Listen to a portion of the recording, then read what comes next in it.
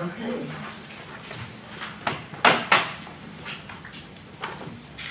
Everyone ready? Excellent. We're good. Thank you so much. Good evening, everyone. The Proviso Township High School regular meeting of the Board of Education will now come to order on July 11th, 2023. Ms. Barberham, please call the roll. Mr. Alexander? Present. Ms. Hickson? Present. Mr. Ocampo? Present. Ms. Patterson? Here. Ms. Grant? Present. Mr. Beltieres? Absent. Ms. Barberham? Present. Excellent. Can I get a motion to retire to the executive session for the purposes of litigation when an action against, affecting, or on behalf of the particular public body has been filed and is pending, has been filed and is pending before a court or administrative tribunal, or when the public body finds that an action is probable or imminent, in which case the basis for the finding shall be recorded and entered into the minutes of the closed meeting, 5 ILCS 120/2C11. The appointment, employment, compensation, discipline, performance, or dismissal of specific employees, specific individuals who serve as independent contractors in a park, recreational, or educational setting, or specific volunteers of the public body or legal counsel for the public body, including hearing testimony on a complaint lodged against an employee, a specific individual who serves as an independent contractor in a park, recreational, or educational setting, or a volunteer of the public body, or against legal counsel for the public body to determine its validity. However, a meeting to consider an increase in the compensation to a specific employee of the public body that is subject to the Local Government Wage Increase Transparency Act may not be closed and shall be open to the public and posted and held in accordance with this Act, 5 ILCS 120/2C1. Collective negotiating matters between the public body and its employees or the representatives, or deliberations concerning salary schedules for one or more classes of employees, 5 ILCS 120/2C2. So, thank you. Ms. Barberham, please call the roll. Mr. Alexander? Aye. Mrs. Hickson? Aye. Mr. Ocampo? Aye. Ms. Patterson? Ms. Grant? Aye. Mr. Beltieres? Absent. Ms. Barberham? Aye. All right, we are now in executive session at 5:39 p.m.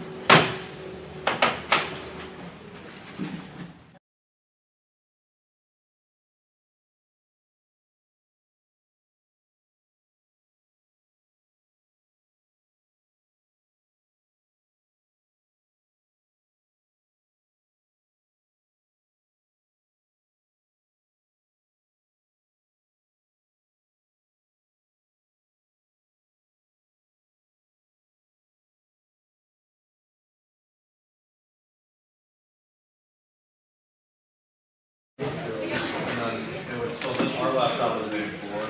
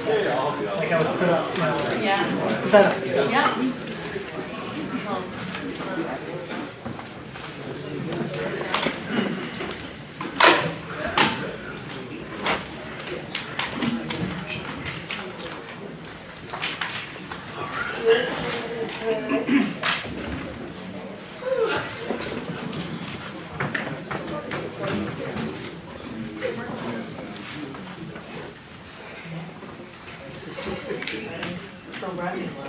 Yes. Yes.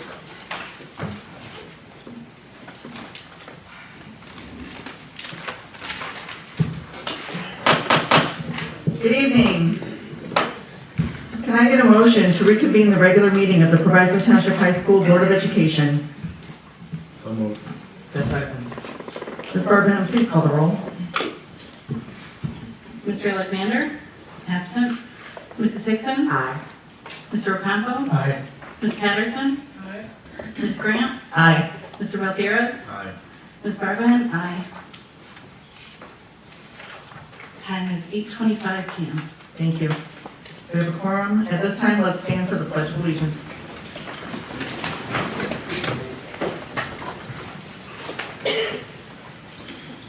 I pledge allegiance to the flag of the United States of America and to the republic for which it stands, one nation, under God, indivisible, with liberty and justice for all.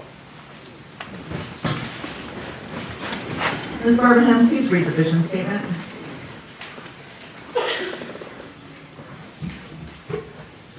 Through expectations of excellence and by providing equitable educational opportunities to empower each student, our graduates are prepared for college, careers, and to serve as contributing members of a dynamic global society.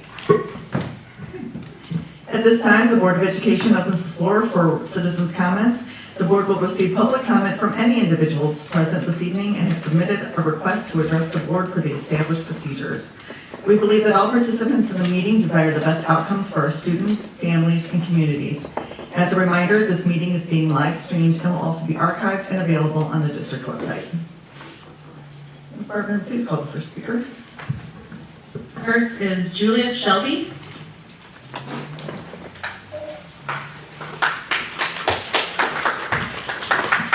Good evening, board. Good evening, Dr. Henderson. Good evening, everyone else to the community.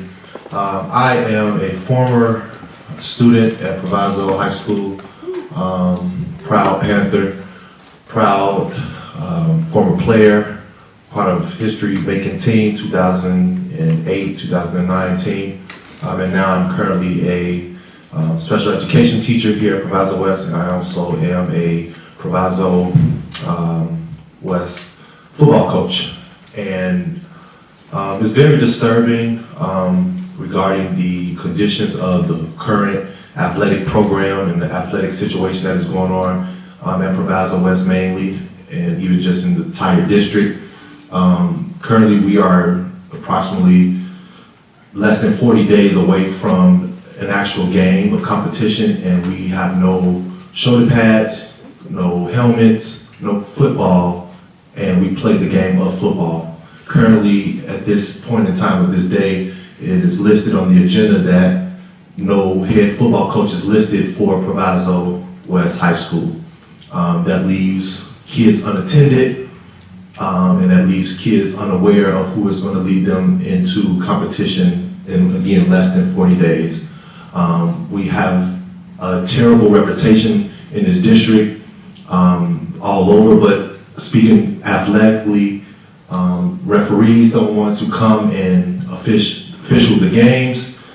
We have even heard from former alumni and former players regarding the conditions of the resources that we have, the lack of support, the lack of help.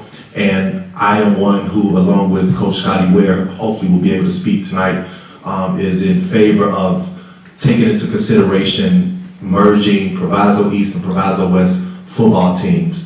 We are in a losing position going into competition, again, less than 40 days with a total of the program. So it's supposed to be freshman, sophomore, and varsity, and we are at a total of 30 players leading into competition. We cannot win. There shouldn't even be an expectation to win for this conference and for the upcoming competition that we're going against.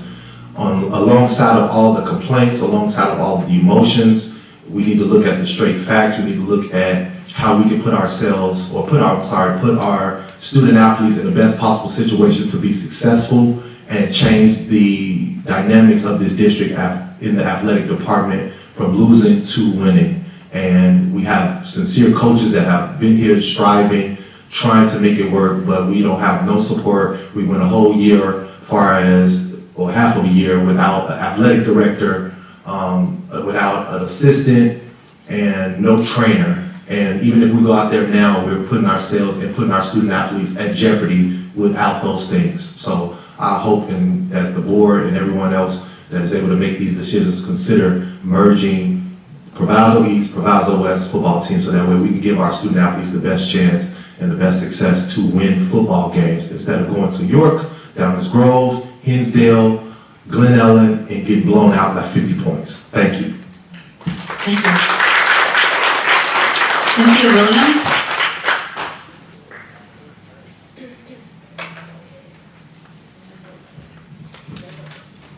Good evening, everyone. My name is Cynthia Williams. I am the cook for Proviso Math and Science, and I've been working with this school district for over 12 years. And my thing is, all the work that I do, I make sure this kids' food, lunch and breakfast is hot at temperature, and I need a raise. I've been working here under 209 for 2 years. We need a raise. We need more help. When we find people to come and work and when we tell them what we're getting paid, they're like, we're not gonna drive all the way out there for that little money.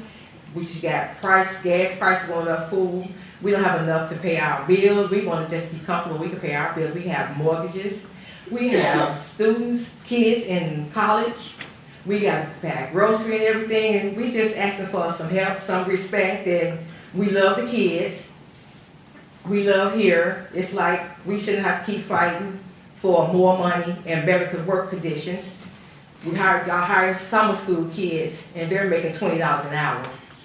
And we're not even making that, and it's sad. We are adults and kids can come here and make more money than us. So I think y'all should take this in consideration, and I think y'all should do something about this because y'all don't want to have to come up here when school starts back and there's no one working in that cafeteria. So that's all I have to say. Thank you. Thank you. Alice A. Who?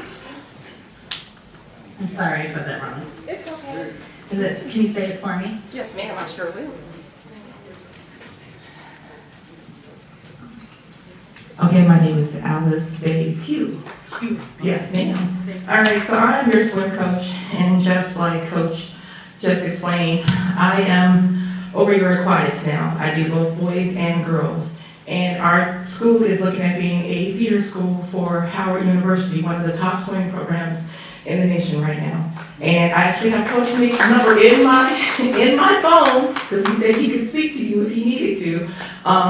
But the pay isn't there. The things that I've done for the kids over this season was beyond what is required. Uniforms were purchased out of pocket by me because uniforms wasn't there when I got there. I literally purchased food every single day. These athletes come to us in the afternoon and they're starving. So food needs to be there. So I know you guys provide some lunches for some activities, but the swim program has been looked over for the last 10 years.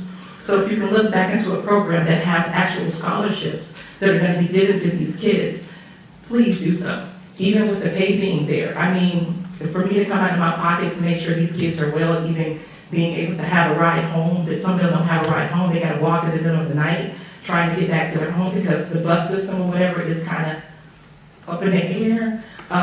We got to figure that out as well. So that was one of the reasons why I wanted to come here and let you know that the aquatics program is running extremely well. We had summer programs. All the kids are working at the Memorial Park pool. They all had jobs this summer. They were excited. Their parents were excited. I had difficulties getting into the water to actually train them for lifeguard training. But once I got approval, I was able to get in the water and train the lifeguards. I will be training all the coaches with first aid and CPR. These things are done because I love this community. I grew up on Cather as well. I was part of the swim team, I was part of the basketball team, and I was part of softball. So look at the sports and maybe give a little bit more. That would help for all of us. That's all. Thank you.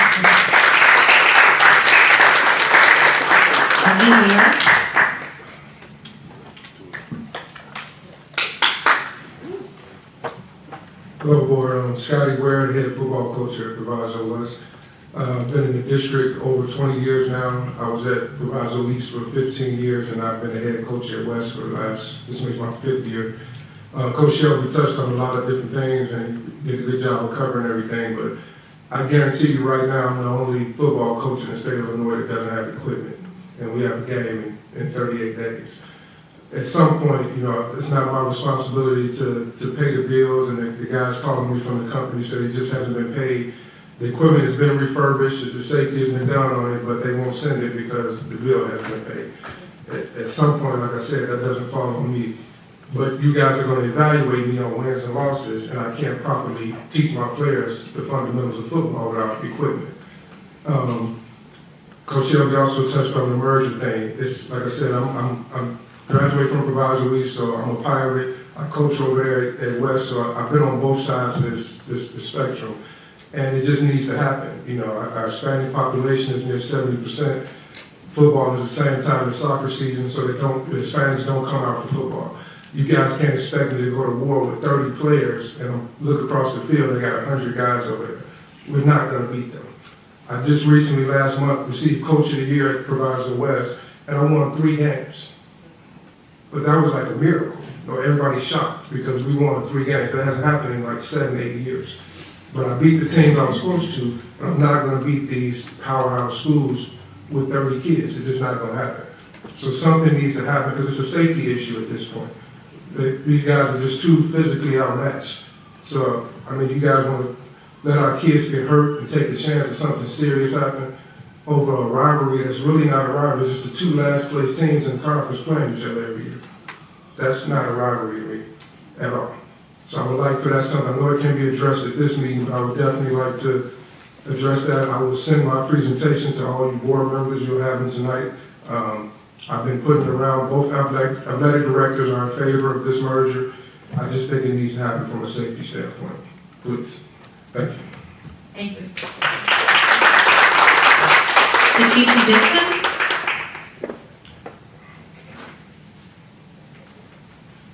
Ms. Dixon?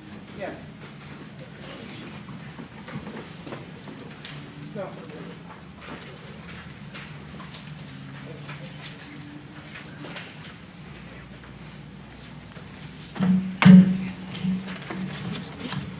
Good evening, everyone.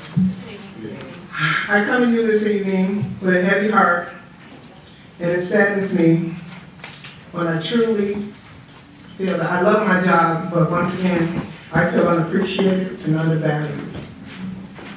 I would like to start off by saying I'm not speaking on behalf of Ms. Garza tonight, and she has nothing to do with what's being said among the kitchen people this evening. Ms. Garza has tried diligently to fully staff 3 schools. Her major obstacle has been and will continue to be the pay rate that has been offered. It is puzzling to me how we pay summer associates $5 more than we pay our kitchen people during the regular school year.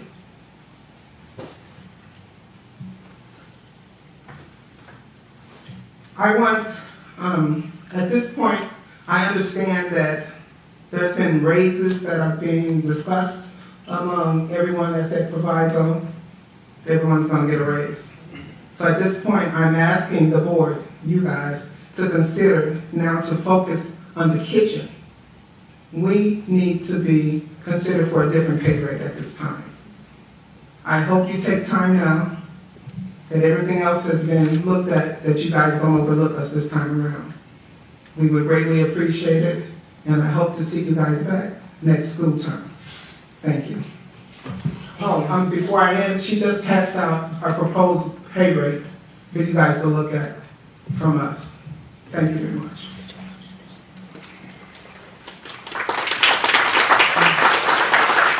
Patricia Powell?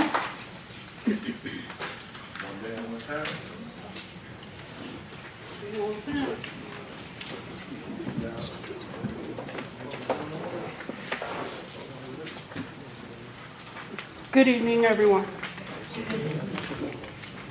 I'm coming to you as a part of the security staff of Proviso Math and Science. We have Proviso East and Proviso West present this evening. We, as a staff, we understand that we've been beat up, we've been bruised all school year. We've asked several times to wonder how people who just started are making more than some people who have been here a few months prior.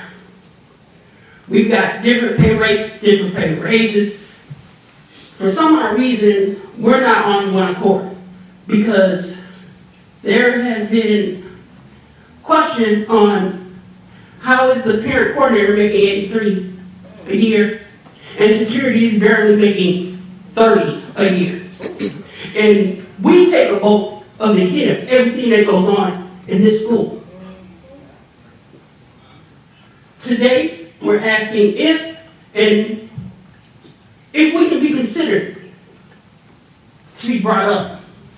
Because the last I heard, we're the second lowest paid security staff in the district. Shouldn't be, because we deal with much more than most of what's going on. When we're averaging 4 to 5 fights a day, and that isn't Proviso West.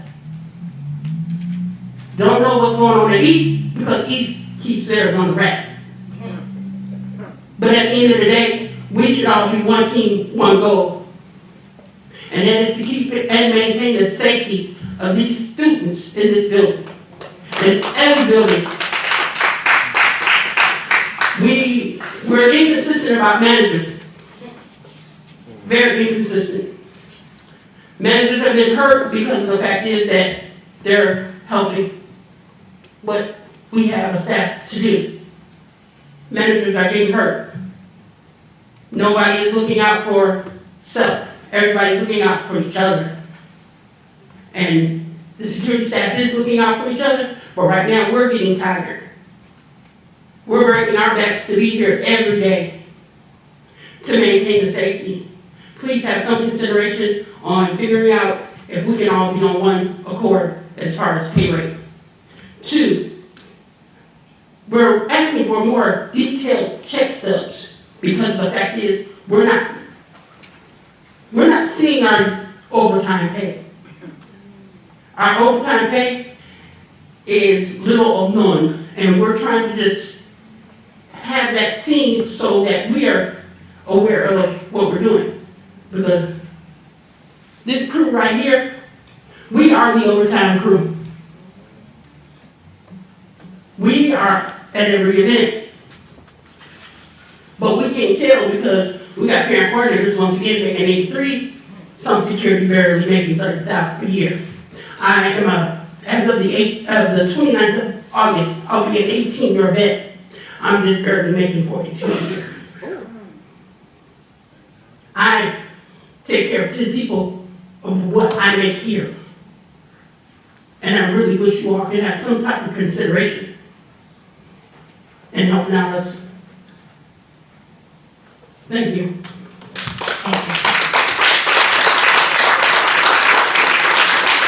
Senator Rakowski.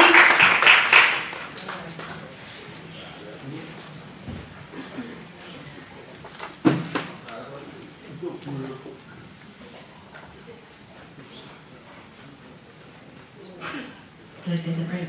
Wachowski. What's up? Good evening, everybody.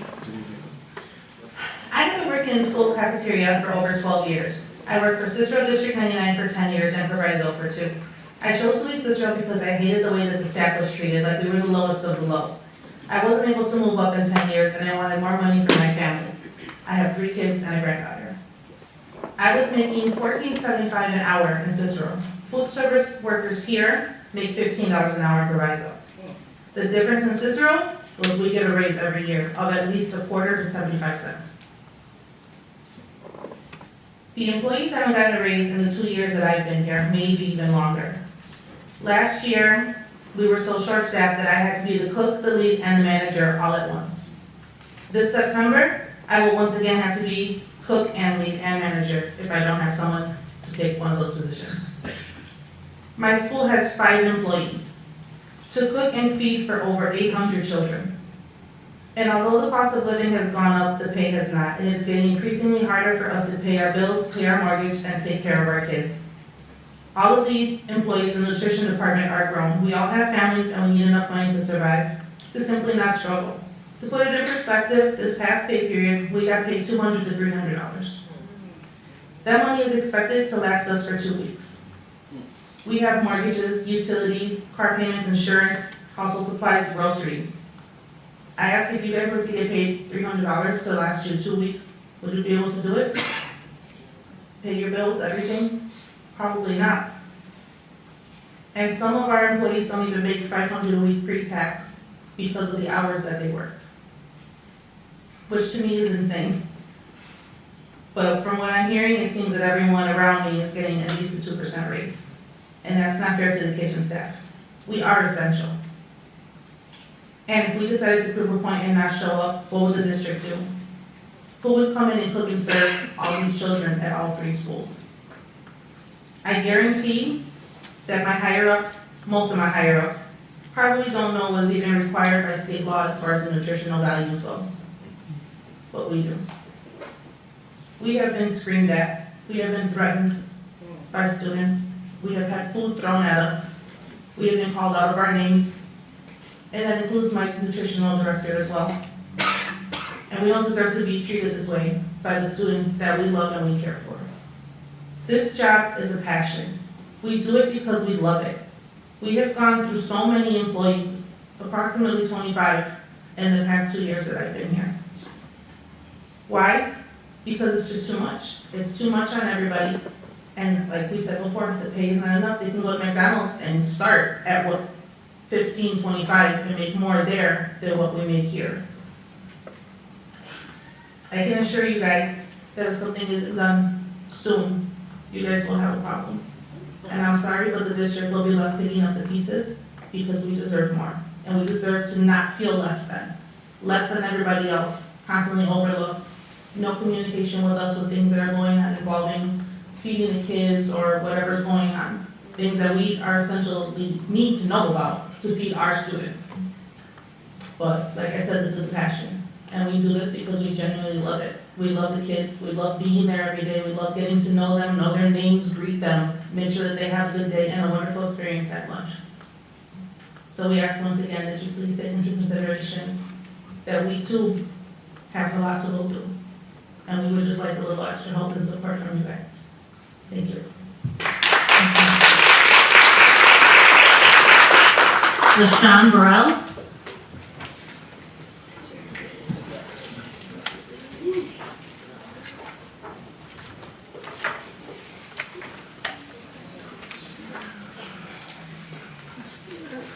Good evening, everyone. My name is LaShawn Burrell.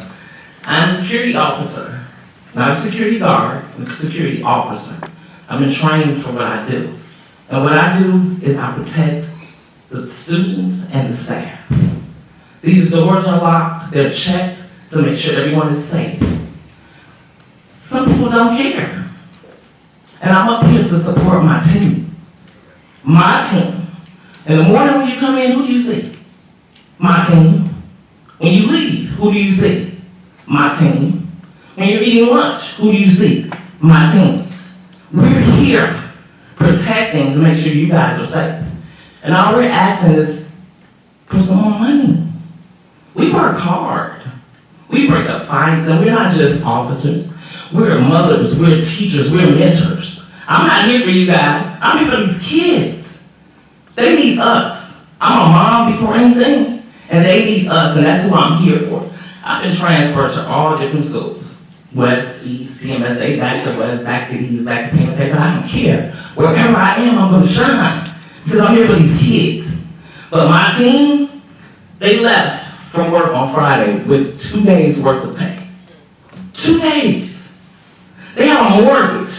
They have light bill, gas bill, car insurance, kids. I was hurt for them. I knew what I was gonna get into. But I'm a soldier at the end of the day, and I have other things to do with that. But my team, they have a family.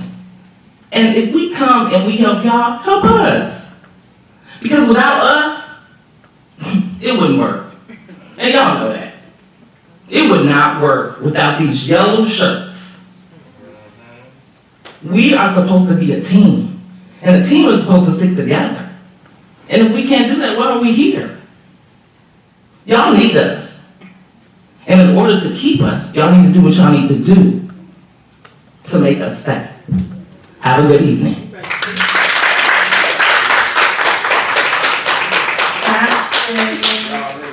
Kuna Watts. He left. He's left already. Left early? Okay, Yeah. thank you. That concludes citizens' comments.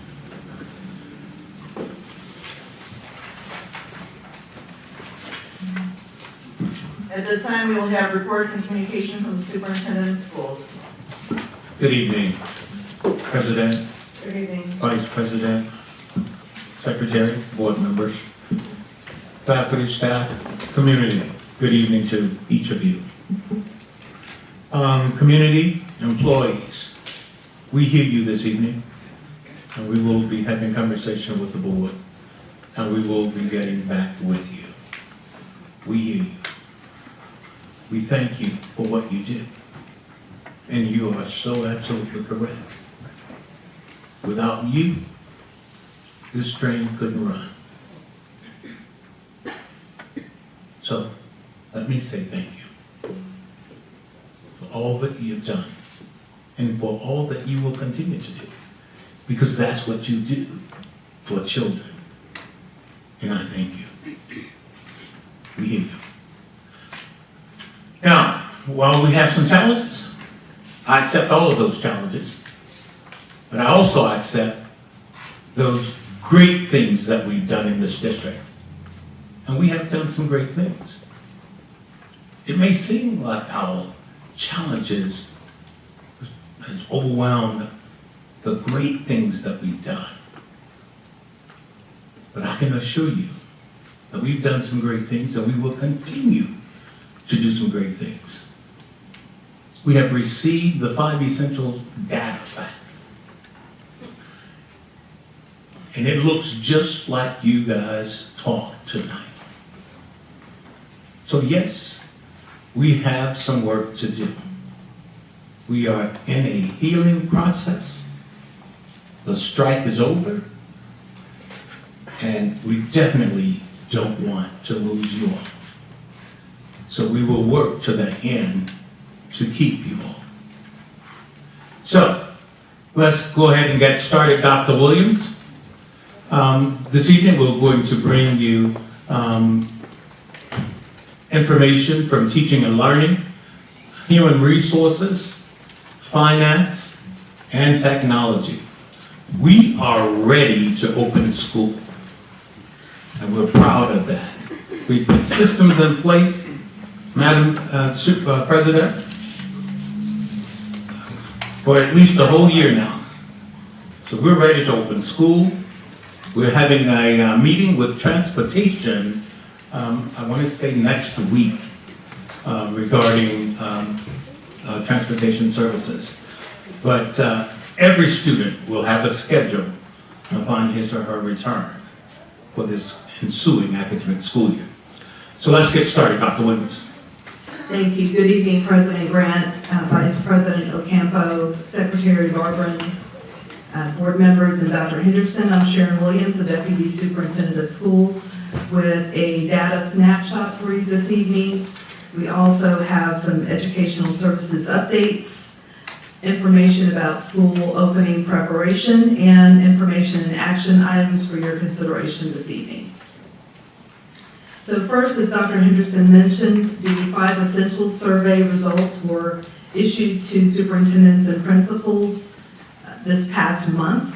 That survey window spanned from January until March 31st for students, parents, and teachers. The 5 Essentials survey is the climate survey for the Illinois State Board of Education, and it is the survey that we use as our climate survey. There are 5 indicators that we'll talk about briefly that make up that total score for schools. So here are the 5 essentials and the 5 indicators that positively affect school success. The presentation that we offered the board last year, we also went through each of these 5. I'm going to quickly go through them. All of the 5 essentials reports are available online at 5essentials.org/Illinois. The reports are about 48 pages long. We're not going to spend that much time. These are summary statements for you and graphs. You can go into depth looking at each of those reports at your convenience. So the first of the 5 essentials is ambitious instruction. And in a nutshell, that means that there is rigor in our classrooms, that students can feel the rigor and understand that they have high expectations for them, that teachers have high expectations for them. This is the most powerful of those 5 essentials. Involved families, we cannot do school alone. We do expect and anticipate involved families in order to improve our schools. The third essential is a supportive environment, and that involves all of our stakeholders in those schools where the environment is safe, demanding, and supportive. So it's not just that you feel good at school, but that we have high expectations for you, and we expect for you to go on after your experience here in Proviso. Collaborative teachers, this is teachers talking about their colleagues and how they're rating each other. We know that when we have strong collaboration in schools amongst teachers, that students are the beneficiaries of that. In those schools, we have active partners. Teachers are committed to their school and focused on professional development. And finally, effective leaders. So the number 1 factor for school improvement is the classroom teacher. The second is an effective leader in each building. So the effective leaders essential talks about leaders who practice shared leadership, set high goals, maintain mutually trusting and supporting respectful relationships, and also support teachers in doing their best every day for students. So the state of Illinois, the Illinois State Board of Education has rates schools each year, and the pie chart represents how our summative designation is derived. The 5 Essentials survey is the climate survey, the red portion of that pie, and it counts for 6.67% of our overall summative designation. So this is the basic calculation of how we are to derive that 6.67% of our ISB summative designation. The only group that counts for the summative designation points is student participation. So student participation is key in terms of maximizing our points on the ISB summative designation. We do want participation from all 3 groups. We are expecting and did receive a report for teachers and parents because we surpassed the percentage needed in order to create a report. So again, those full reports are online. This is a summary for your consideration this evening. So as you can see, we put a lot of effort into ensuring that we had high participation rates. So this was a solid group effort, including our school leaders, our educational services team, our parent coordinators, other folks that worked in schools to make sure that each student, every parent that would, and every teacher completed a 5 Essential survey. Our response rates rose in all areas, and as you can see, we had 2 schools that were celebrating that met higher than the maximum designation points. As far as I know, that has not been accomplished in our school district before. So I would like to thank the team at Proviso East High School and Proviso Math and Science Academy and congratulate them on surpassing that designation. West was right there nipping at everyone's heels, and we know that we'll get to that 95% next year. So the 5 essential data is brought back to us in a continuum, and I like to think of it as a continuum. They're not bad scores and they're not great scores. They're on a continuum, and we're moving toward very strong. This year, you can see over the 5 essentials where the Proviso team fell. And this certainly is a reflection of the Proviso team, students, parents, teachers, administration, etc. We're falling in the neutral to the very weak area in terms of collaborative teachers and effective leaders. The next slide is going to show you a trend set. This is 3 years worth of data. You can see that ambitious instruction has remained primarily the same, and there have been noticeable dips in terms of the other 4 essentials. So overall, the 5 essentials gives a summarization statement.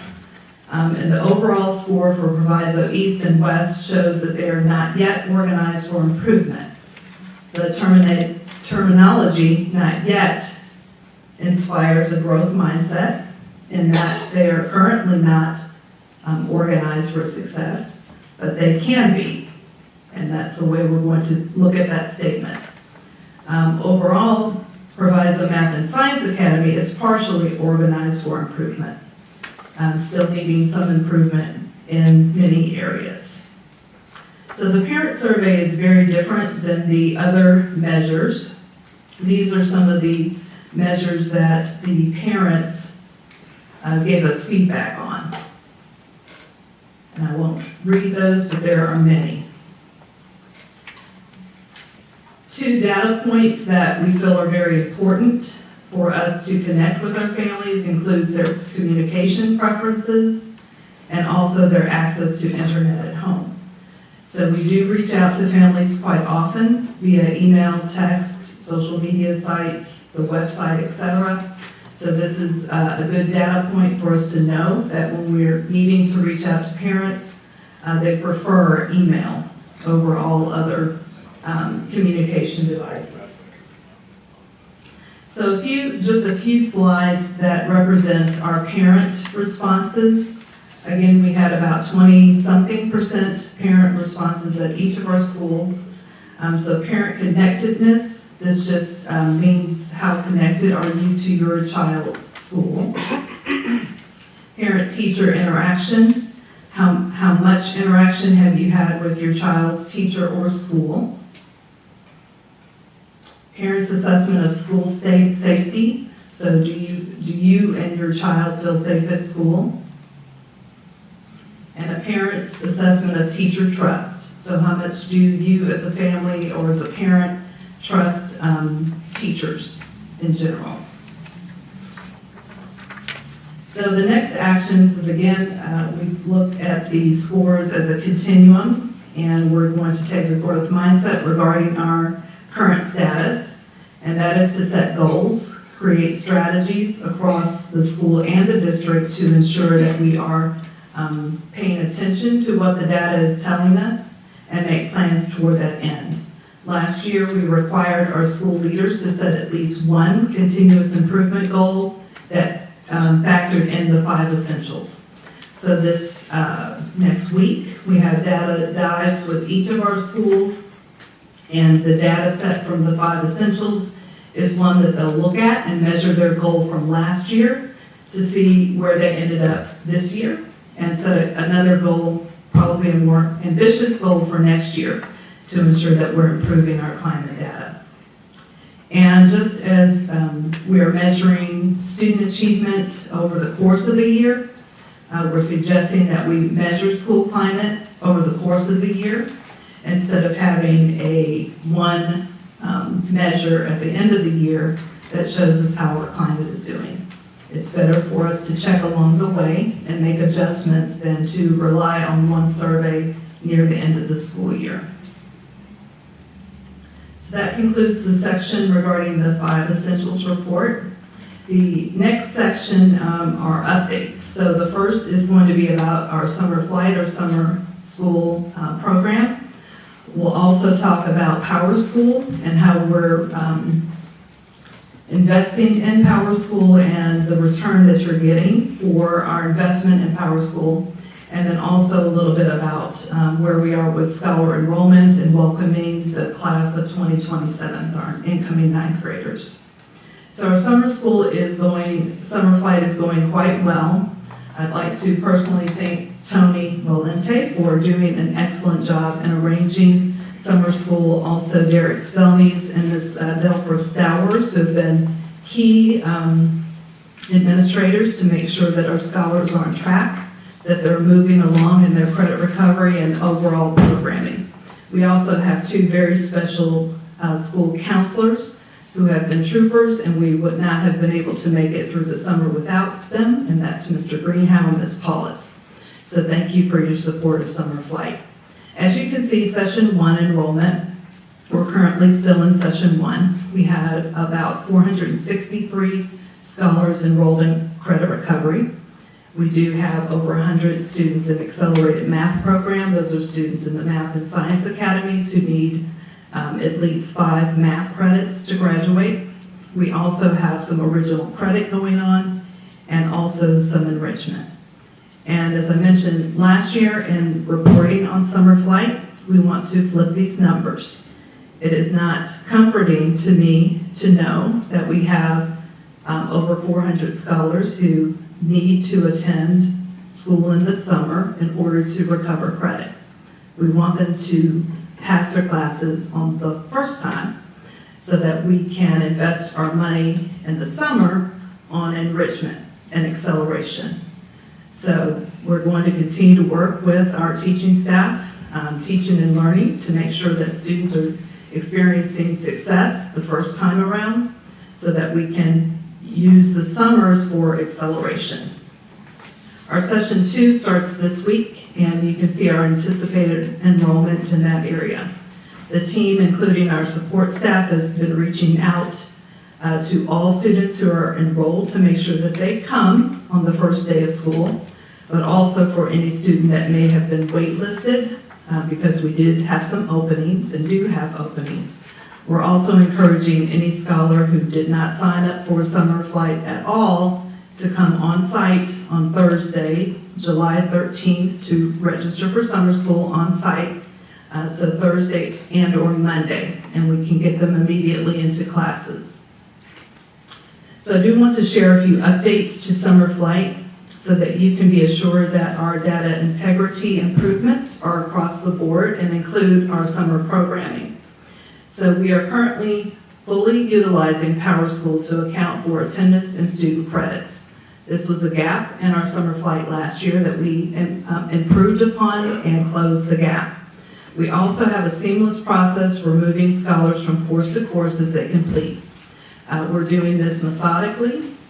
Our school counselors at the end of the year audited all of our scholars' transcripts and entered information about the best class for scholars to take in summer school to make up credit, so that we're not duplicating their master schedule next year with courses that they're already signed up for master scheduling, for their schedule next year. So we're being very methodical about placing students in the correct courses for Summer Flight and to make sure that those credits are issued right in PowerSchool instead of transferring them over from other data sources into PowerSchool. So our team weekly on Friday does an audit to compare the student course enrollments, the grades in PowerSchool. Teachers are entering grades directly into PowerSchool when a student finishes, and they're checking that also against Edgenuity, which is the platform we use for credit recovery. Again, teachers are entering those grades straight into PowerSchool so that when we store grades and roll over the school year, all of those course scores are in PowerSchool. So there's no lag in time in recording a child's grade to make sure that they are on track toward graduation. So I'd also like to announce and make sure that you know that summer commencement for graduates will be on August 9th here at PMSA at 6 p.m. We're currently working with each of our schools to make sure that scholars who are attending summer school, Summer Flight, will be graduating on August 9th.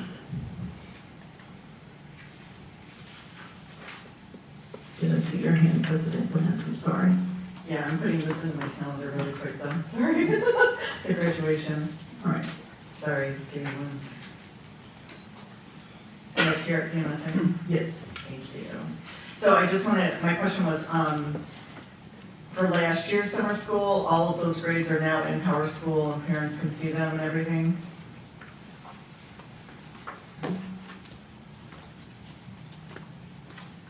Yes. So we have a data integrity meeting each Monday of the school year this year. And part of the gap was that our Edgenuity platform needed some cleaning up to ensure that we pulled all of the grades that's from students who had completed courses there to make sure that grade was transcribed onto the transcript. So yes, as far as we know, our data is clean and pure. And this is one of the reasons we put this system into place, to make sure that there was no external record keeping, that all of our record keeping happened in our student information system, PowerSchool. Okay, thank you.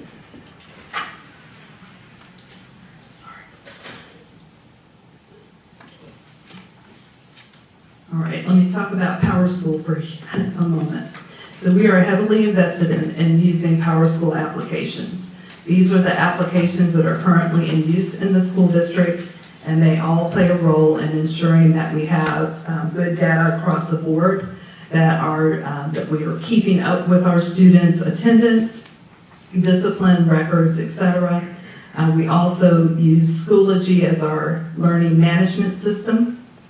We're using Naviance to help manage college and career for our students, and then Performance Matters, which is a platform that's going to allow us to look at all of our data sources in one place. So that will call all of the data that we're getting from STAR, STAR reading and math, from our common assessments. We're looking at our new curricular resource adoptions and pulling in all of those item banks. In addition, Performance Matter has item banks that are aligned to state standards. So we're going to be able to do a better job of looking at how students are doing across all three campuses on the same standards in all three campuses. So this year, with the board's approval early in the school year, we invested very heavily in professional development. We have had at least 50 sessions on applications across the board. So all of those applications that I mentioned just a moment ago. We have run numerous student information system trainings by role. So principals and school leaders went to a training for principal role in PowerSchool. Counselors went to a specific training and certification for counselors. Front office staff and registrars went to a separate professional development just for their role.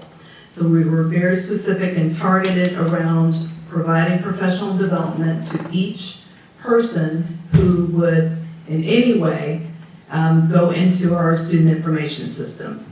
This was very important for us to ensure that we could stand behind the data that's in our student information system, and so that we can report easily to the state how our students are doing in terms of attendance, discipline, registering them for school, etc. We also had a big push for our learning management system. Ms. Marino did a wonderful job developing and helping to facilitate Schoology training. We had many teachers, over 203 teachers, participate in some way in Schoology training. Ms. Marino went to the greatest lengths possible to ensure that each teacher had an opportunity, and that included one-on-one and small group coaching, when we realized that some teachers had not taken up that opportunity. We also provided and are providing professional development on Performance Matters. We're also training a cadre of teachers to be teacher leaders in this area. Ms. Megan Baroni has facilitated several sessions this summer and on Performance Matters, so we're getting better at that, and we'll be able to roll out our common assessments using Performance Matters this fall. Another key tool that we had not used in the district previously was Power Scheduler. So our master schedulers at each building were primarily doing most of the master scheduling by hand. And that could be a spreadsheet, it could be a big board with all the teachers on it, and you move those pegs around to get your master schedule right, and a lot of external documents and tools in order to build the master schedule. This year, we utilized Power Scheduler that we had purchased but had not used in order to build the master schedule. This was a very tedious and hard process. It was hard, but it's going to pay off next year because we don't have to do the setup. We had to set up the whole course catalog in Power Scheduler. We had to name every room in the school district and tell the computer how many seats were in that room. So our principals and a team of educational services and Mr. Taylor walked each building, named and labeled each school, each classroom, so that when we put all of this information in, including the teachers and the student request, the students requested their courses directly in Power Scheduler. Previous to this process, students would fill out a Google Sheet or a Microsoft form, and then someone would have to take that spreadsheet and then transfer that into the master scheduler. All of this information went into Power Scheduler, and with a few clickety-clicks, as Mr. Spelnies likes to say, the computer can do millions of calculations and scenarios that the human mind, of course, cannot do. So we leverage this technology to build our master schedule. And I'll talk to you a little bit more about that process and where we are now. We had a scheduler team at each school that went through very rigorous training. We did not start master scheduling in May. We started master scheduling in September. We brought the team together every month, twice a month, many more times a month, getting closer to after the students' course requests were in the in Power Scheduler to begin to build the master schedule. Additionally, we looked at the registration process very carefully, and we wanted to be sure that all of our front office staff was well trained. So we ran 8-10 sessions in a row to make sure that all of our front office staff was very familiar with Enrollment Express, e-collect forms, and the registration process writ large. Also beginning some work in Naviance with our counselors and our counseling coordinator. So a couple of other system improvements. Yes. When are we going to use Power School to do online registration? So the applications are active and we do use them. However, the front office staff is entering the information.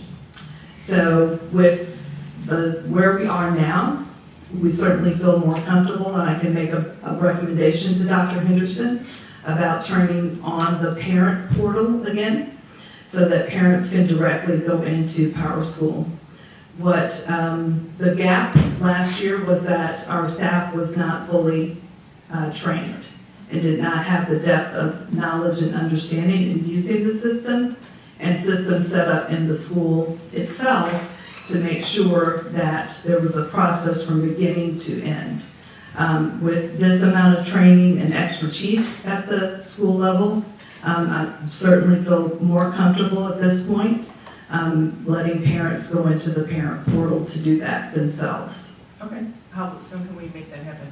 I'll make a recommendation to Dr. Henderson, and he'll let me know our next steps. Okay, because I have not registered my child yet.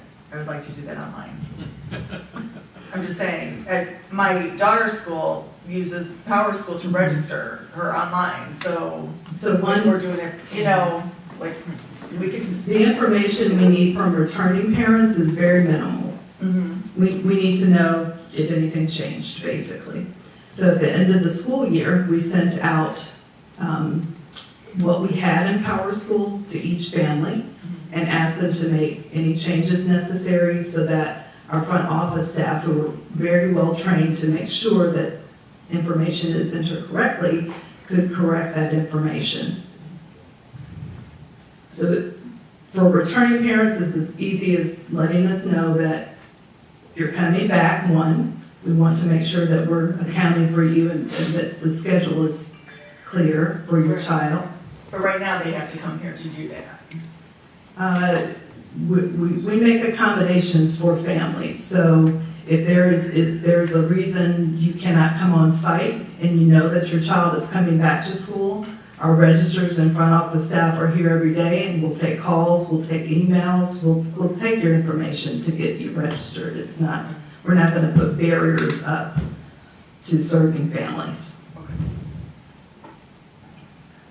So a couple of other improvements, and these are add-ons to PowerSchool that have helped us with our data integrity. The first is using level data, and this is just a plug-in to PowerSchool. This alerts anyone who is entering data that there's something wrong or missing.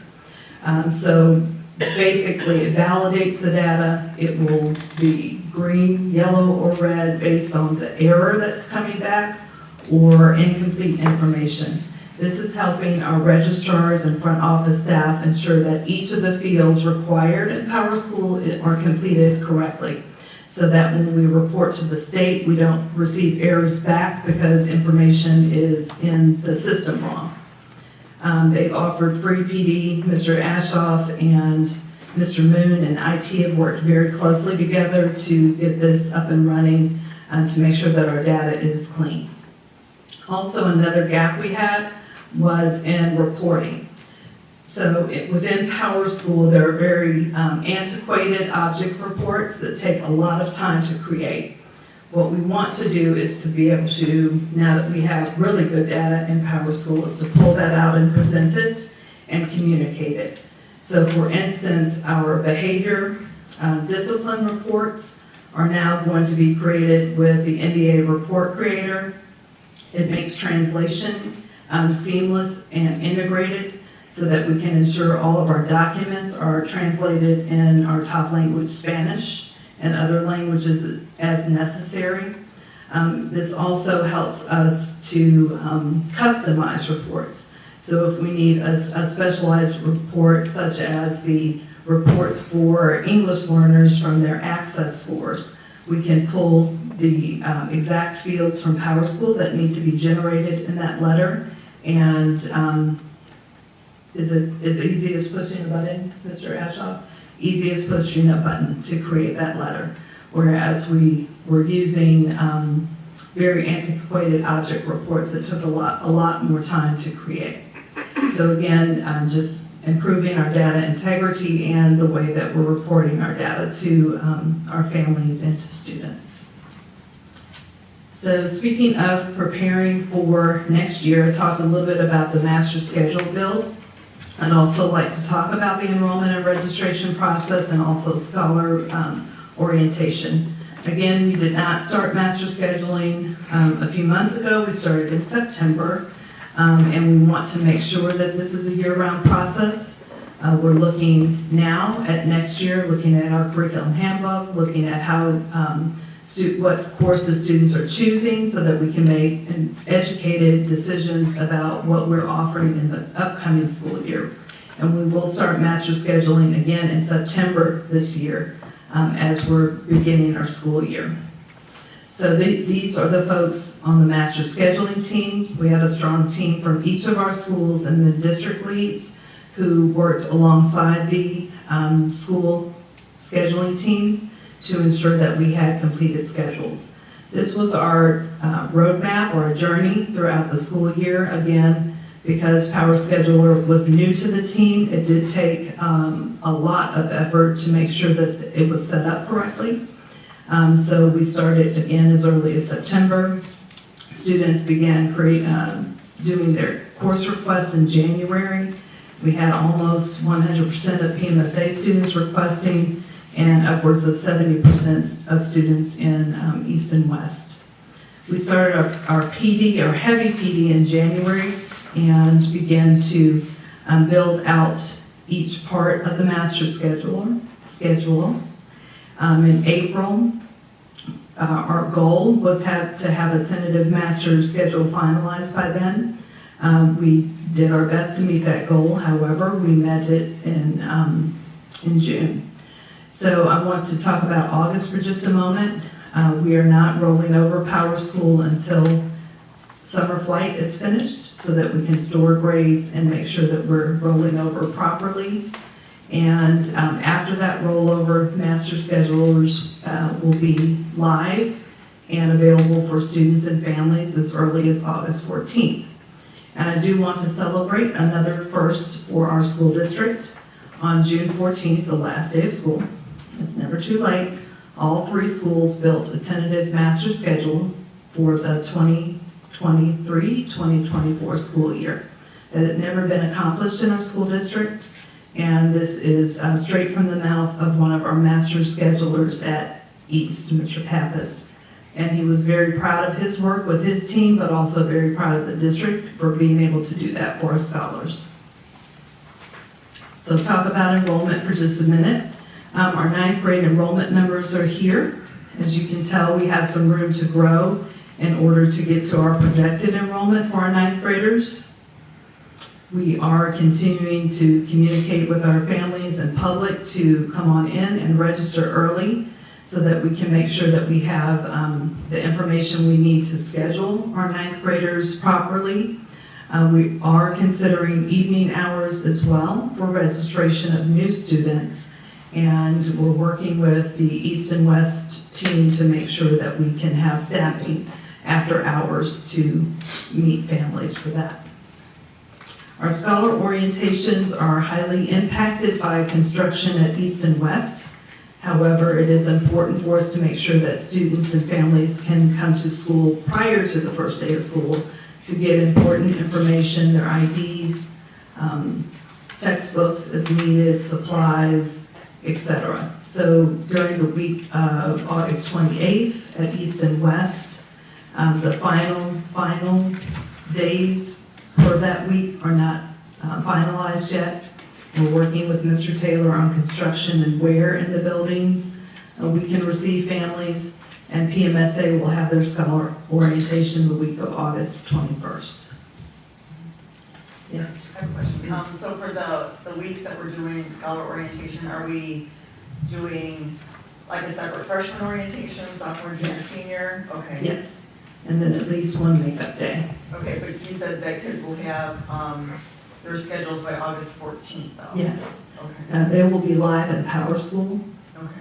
As long as our rollover goes well, and we're anticipating that it will, once that is rolled over, we can open up the new school year, and families and students can access Power School after that and see their master schedules. And that's teachers as well.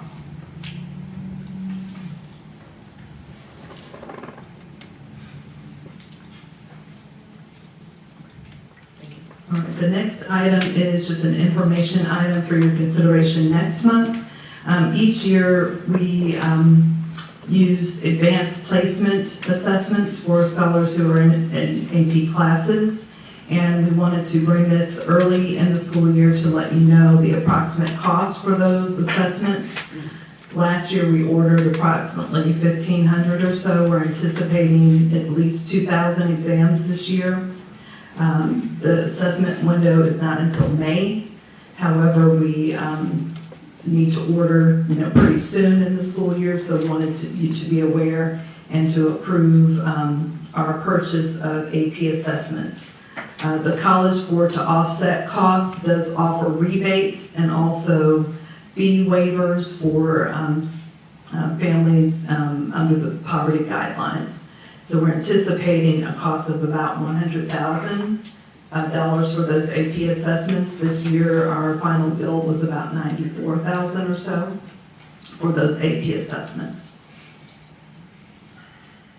The action items are ones that you have seen for the most part. There are a couple of renewals here that are simply renewals of services that we've offered in the district for many years. So the first of which is the SAVIS Supplemental Math Resource.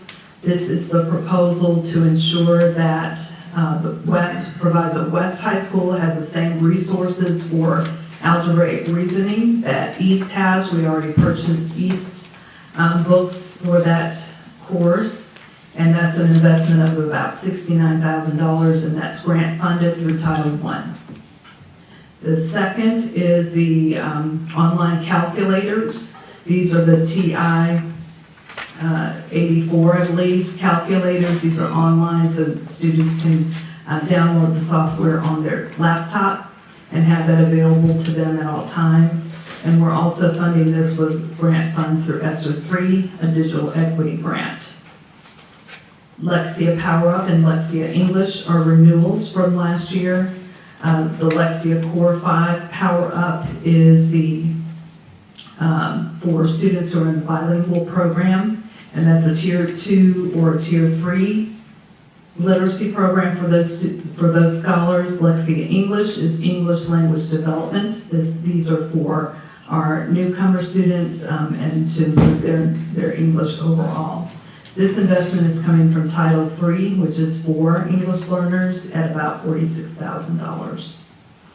The College Board Suite of Assessments, it's digital this year. They're moving to a digital platform, and this investment will cover all of our current students for practice test, not all of our students, 9th through 11th grade practice test, and also for our 8th and 9th graders who are in foundation schools. We use this assessment as part of the qualifications for the Math and Science Academies. The Gale database renewal is a renewal of databases that our scholars and teachers use primarily in our IB classes, also in many of our upper level AP and research classes. And that's at $45,000. That's also being funded through the ESSER 3 Digital Equity Grant.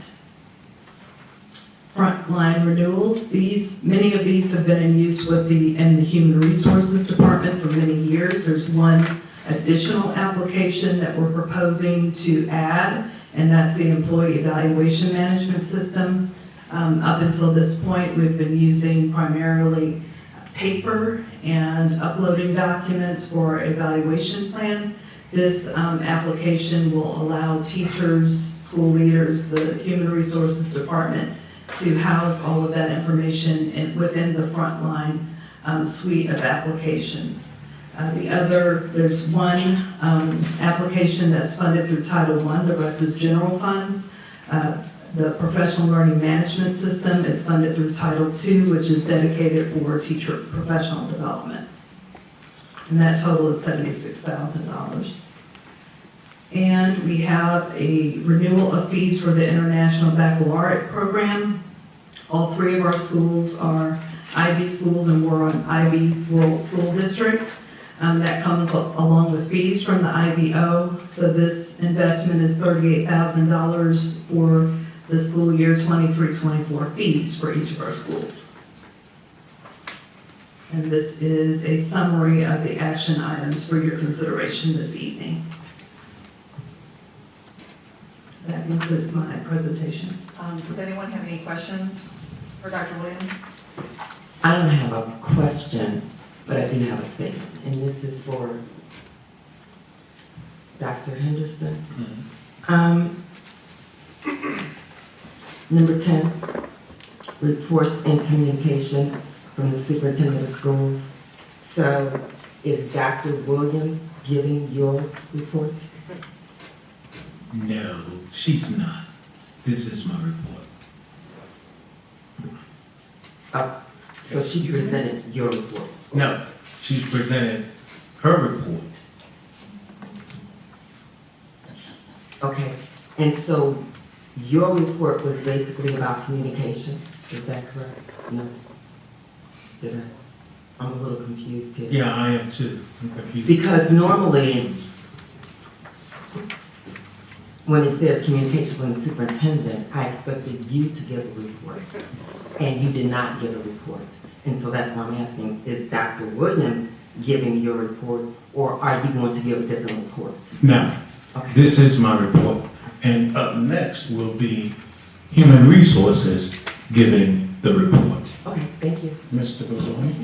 I have some questions, if I may, about the 5 essential survey. So generally speaking, there's a downward trend, right, from 2021 through 2023.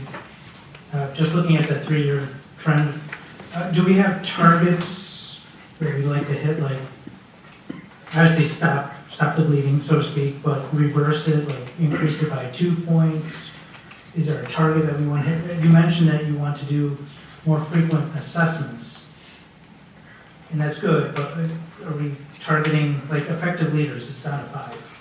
It was 25 in 2021. Are we aiming for 10 in 2024, 15? It depends on each school. So this, the 5 that you're referring to is the overall performance for the district. So what we're going to do next week with each of the schools is look at their individual data and have them set goals for their schools. And will the goals be made public so that we know? They will be in their continuous improvement plans, and we did, last year we presented that to the Board of Education in October, I believe. Okay. One question about the TI-84 online calculators, what is the licensing around that? Does each student get access to it? Yes, we have to buy licenses per student. Per student, okay. And it's for every student? Yes. Okay. And that's different from the other calculators that we purchased. Like, didn't we buy actual calculators? Yes, we have bought, yes. This is an online calculator, so they download the software on their laptop, and they can use the application on their laptop. The teachers have an emulator, so that's what will be projected on a Proviso board or another device, so that the teacher can demonstrate the calculations on the calculator. They can save those as videos, so students can go back and review those afterward. That's the extent of my technical knowledge about the TI-84 emulator, but if you have other questions, I can send those answers to Dr. Henderson. Sure. So you mentioned we have calculators. Yes, we have physical calculators. I don't know what the last inventory of those has been. However, this will ensure that each student, because we are a one-to-one school district, has a calculator that they can use anywhere, anytime. Didn't we buy like physical calculators like recently? Yes, and it's okay to be redundant because we know that some scholars are going to want to use a physical calculator in their classroom, and their teachers may or may not check those out to them to go home with. It's okay for us to have both, just as we invest in digital products for licenses for textbooks, and we have actual textbooks. So redundancy is a good thing. Okay. Actually, speaking of that, I have a question about the SAVIS supplemental math resources. Yes. So we had approved a bunch of books from SAVIS for math and English and a couple other subjects. Yes. In April. Yes. Have those arrived yet? They have not. Okay. Why not? Part of the reason is that we're waiting on a good time for delivery because of construction, so that we can ensure that they are delivered and safely kept in the schools while construction is going on. We do have an ESSER grant correction that is in review with ISB. As soon as that correction is done, we'll be able to complete the orders for the other books. That includes the social studies and the Envision math. What do you mean correction? So quite frequently, we have to move things within the budget in a grant based on our current needs. And so we submitted a revision, not correction, a revision to our grant so that we could ensure that we had funds in the correct line item in order to purchase the materials. Okay. So we do have all of these other books already. And the books that we okayed, they were a digital copy and like an actual consumable copy. Yes, both My Perspectives, which is the ELA adoption, the English adoption, has a wide-ranging digital options for students, including digital textbooks, but they also receive a consumable each year for 6 years. So what's different about this particular bunch of math resources? So if you can think about the ELA adoption My Perspectives as tier 1. That is the instruction that we expect each and every student in English 1, 2, 3, and 4 to receive. Envision integrated math 1, 2, and 3 is tier 1. That's what we expect every student, every classroom that is in IM 1, 2, and 3, that is their core. The Sabbath books are tier 2. These are for scholars who are underperforming in math and need extra support. So the board approved the course Algebraic Reasoning to be paired with IM1. Right now we have a dire need to ensure that our students are performing better in math. Our preliminary results for the SAT show that we have been stagnant and not performing well in math. So we're pairing algebraic reasoning with IM1 to give students a good solid footing so that they can complete the rest of their math courses and graduate on time. So these are supplemental materials. They'll be used in those algebraic reasoning classes and also for after-school tutoring, et cetera, to make sure, to shore up students' basic algebraic reasoning and skills. Thank you. You're welcome. Does anybody have any other questions about anything that Dr. Williams has presented? Yeah, I have a question. So for the 5 essentials participation rate, what was your batch? Is your batch 4,500 students or just, what's the number? The badge is 95% participation rate So you for students. So it's 4,500 students, 95% of those students. Because usually when people do surveys, maybe 100 students responded, so we take that as the batch as 100%. So you're telling me 95.7% of the students responded? Yes. So At Proviso East, 150 around? At Proviso East 95.7, at West 92.4, and PMSA 96.6% of students completed the 5 essentials. This is the full population of the district? For the students, teachers? No, just for students. Just for students? So the ISB summative designation only counts student participation. That 6.67 of the pie for the ISB summative designation is the climate survey. And the only thing they're counting is the student participation. And we've maximized those points at East and at PMSA. Okay, so the teachers, is the badge of all the teachers we have in the district, or is that just whatever we receive or responded? So the 5 essentials report will generate a report if we get at least 50% of our teachers responding. So we want at least 50% so that we can get a report and get that input and feedback from teachers.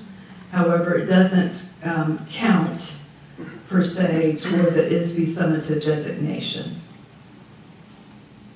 No, I get it. I get it. I just want to know exactly how many people respond. How many? Because sometimes I'd have to look at the snapshot enrollment for that you have to month have and a then badge count. for the 100% to represent 100%. So usually I just ask what the batch is so we can know exactly, you know, because it could be 50 students and 50 teachers and we call that 100%. Is the percentage based on Okay, so you want the number of teachers and the number of students and the number of parents per school to be able to say the number that responded to the survey. Is the percentage a 1-to-1 or is it a representative population of a whole? It is the percentage of the whole. Of the whole, of all the teachers. Yeah, that's the only thing a percentage can be. Sometimes you could take a batch in a survey and it could be 1,000 people, but you know, it's not necessarily represent the whole state. Just represent a batch of the survey, for the survey. No, we didn't, there's no sampling. There's no sampling. Everybody has an opportunity, and these percentages represent the total population for each of those 3 groups. Yes. So the 5 essentials though, even though we took it in 23, it's for the 22 school year? Or if you look it up online, it says the 22-23 school year. So I did look it up online just to be sure it was actually online. It should say 23. So if you go to the 5 Essentials website, 5essentials.org/Illinois. The last year is 2023. The 23 results are there, which is last year.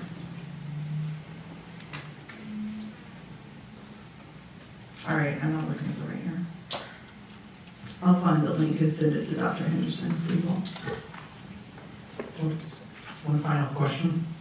With regards to Lexia Power Up and Lexia English, with Mr. Saldivar's vacancy, how will that be administered? So right now, I'm taking the place of Mr. Saldivar in terms of managing that. I did have a success meeting with the with our sales account representative just to make sure we were on track. She shared our reports from last year. We have a plan going forward for implementation. We've already started making sure that our integration with IT and Clever is strong. So I'm managing that until we do find a qualified candidate soon. Thank you. You're welcome. All right. We're ready to move on. Mr. I'm about to say the dog. Mr. Pavoni.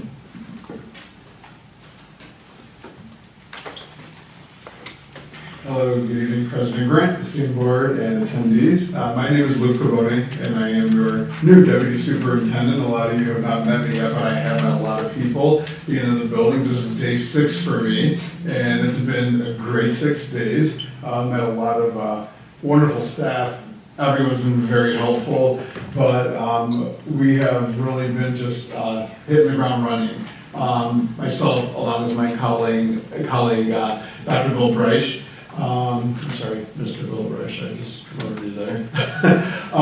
What we've really been doing in the 6 days that I've been here is we have been triaging and taking a look at our total FTE allocation of staff throughout the district.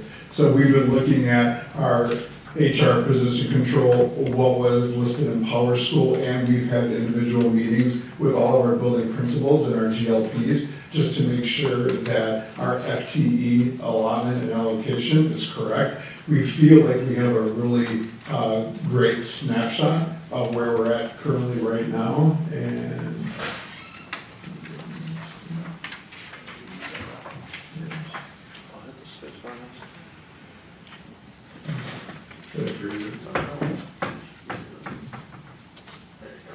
okay. And so this currently gives you a snapshot of our FT. So if you take a look at each column where it says East-West PMSA, the number that you see, if you're looking at East, it's 118 full-time equivalency allocation regarding our teachers.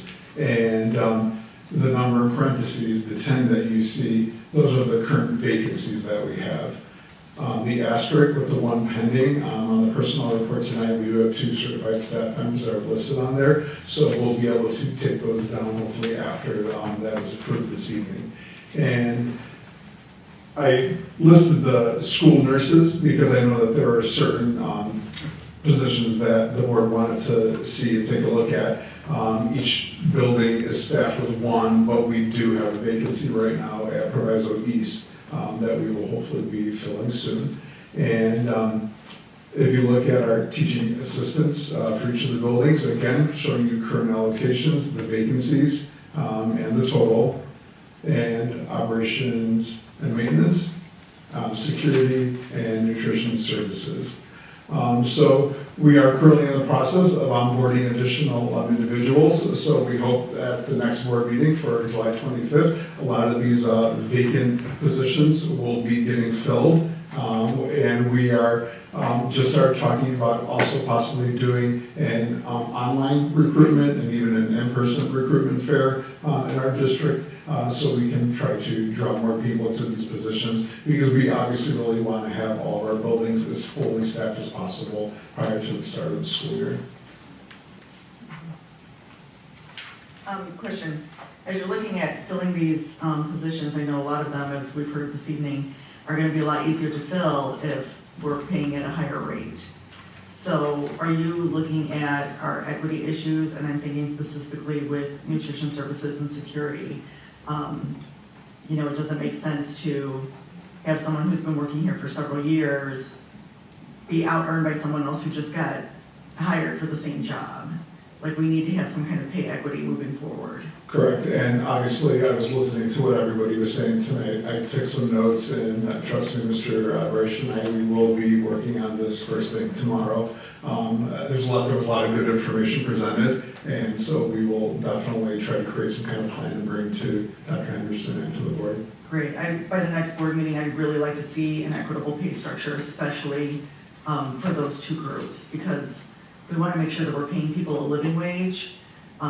Any job that has a body in it is worth doing, especially ones that are so closely tied to the well-being of our students. So we want to make sure that our security officers are being paid according to experience and time that they've been here, but also that everyone's making a living wage. And then I'd also like to see some kind of structure for increases moving forward. Like when we are asking people to come here and work in nutrition services, you start here, but after a year, we're looking at this and this and this. So if you could, it's a short turnaround time, but I'd really like to have that in place before the school year starts. Yes, we will definitely work on it and come up with a draft plan for you for the next board meeting. Thank you. Okay. Does anyone have any questions for Mr. Gabon? Not a question, but what kind of a question? What incentives are we giving to retain the teachers that we have and to incentivize teachers and other personnel to come to this district? So as far as incentives, I'm still learning the CBA, so forgive me. But besides some, I think, tuition reimbursements that we have, I'm not aware of additional incentives. Are there any? No, that's pretty much it. Just the tuition reimbursement. So no housing, no? No. Because other school districts are starting to do that, to get teachers to come in, like maybe $1,000 referral bonus or something like that. So that's what I'm asking. We don't have that structure yet, but again, we can definitely work on that and we can present something to you. We'll be taking a look at a comprehensive compensation plan and bring it to the board. Any other questions? All right. Okay. Get ready. Thank you. I'm excited to be here. Thank you. Welcome. We will check in with you in a month. We're gonna All right. put you through your cases, Mr. Gordon. So welcome aboard. Thank you. Good evening, board, Dr. Henderson, and staff and audience members. Just want to start off with a few quick technology updates. Our projects and renewals, everything's set, ready to go for the upcoming school year. So our key renewals, which is like our Veeam backup, Adobe renewals, are all processed, ready to go, and set in place for this upcoming school year. Usually those are about July 1st renewals.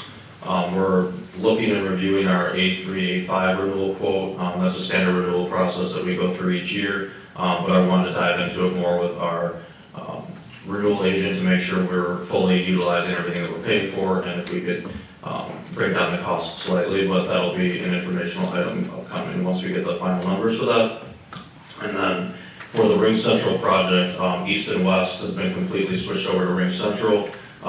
District/PMSA, so this building will be is scheduled for next Friday. Will be switched over, so the whole building will be off of the old antiquated phone system. And as you've kind of experienced or seen, is no one or very limited people are at East and West right now because of the construction. But with the new phone system that was implemented, everyone could be here answering the phones, doing the auto attendant. So that was great that was implemented before this summer construction to make sure we have that continuity and communication with parents.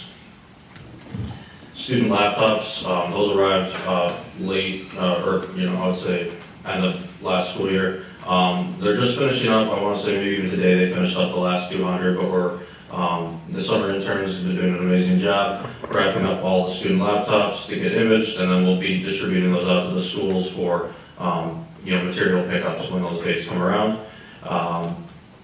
And that is everything I have for you today. Just a action item for electronic recycling at Proviso East. And this is going to be a continued thing as we're going through with the summer interns and the department as a whole, and really cleaning up a lot of these old spaces that have carts and things that have just been pushed to the side that we want to get cleaned up and be able to reutilize those spaces and just get that technology recycled securely. Any questions? One question regarding the recycling, does that suggest we're reusing those? No, it's a secure disposal, so, a lot of, like I said, a lot of the things, for example, east is in the basement or loading dock area, stuff has been sitting there for, 5 years, 10 years. We're just going through asset tech, making sure it's not something that could be currently used, it's old, outdated technology, and then we put it securely in the bins where the recycling service picks it up, and then it's, we make sure the data is wiped in like HIPAA compliance. In essence, obsolete equipment. Yeah, absolutely, it's, Would we ever consider donating it to any nearby? Actually, we talked about, putting computers into students' home for those students who don't have them. But for these particular items here in which he's speaking, he shared with me that there's no light on them. Could you ever use them for like a computer building workshops or, like tinkering, allowing students to play around? yeah, I mean, we have a lot, this is like, honestly, this is just probably 3% of the electronics that we have district-wide that we're working through.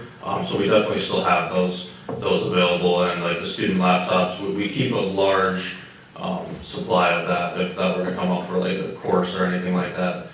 So this is just a very small percentage of that. It's just like a little dent in all the electronic recycling that we're working through. And there's a cost, right, for recycling service? Yeah, it's very, very minimal. Usually it's just a cost to drop off the bin. And then you pay like a slight cost for the disposal and the certificate saying that all the data was destroyed from these devices. And then, imaging the laptops, so you're saying the interns are finishing them up, but let's say you're in the school year has started, it's October, and you're getting a bunch of bad, or students are returning laptops that have gone bad.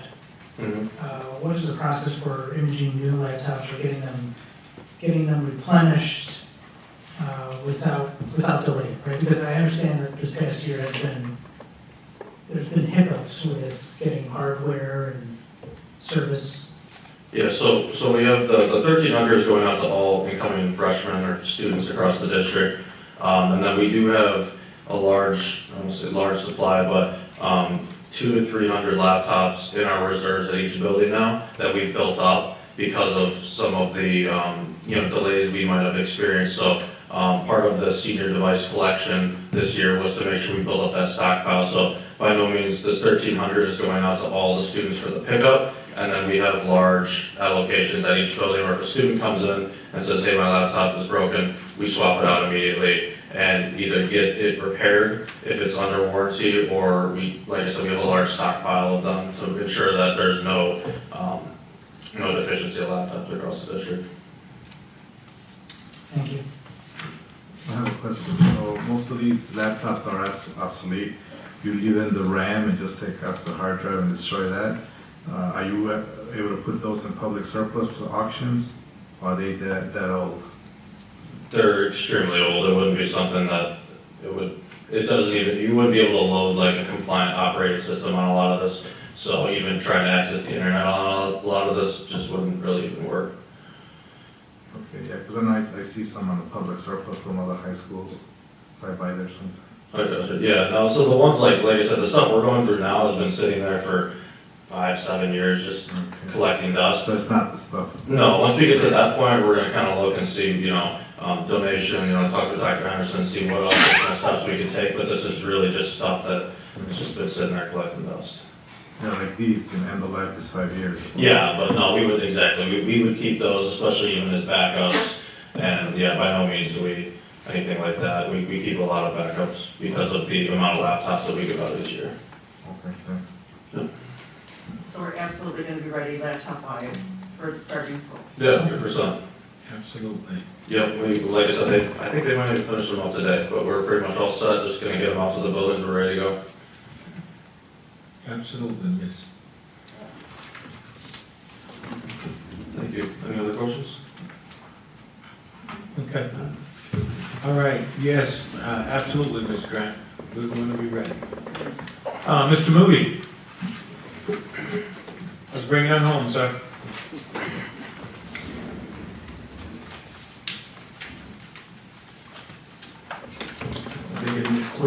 morning. Good evening, President Grant, members of the board, members of the Proviso community. I'm here tonight to bring a couple of items to your attention. Let me drive.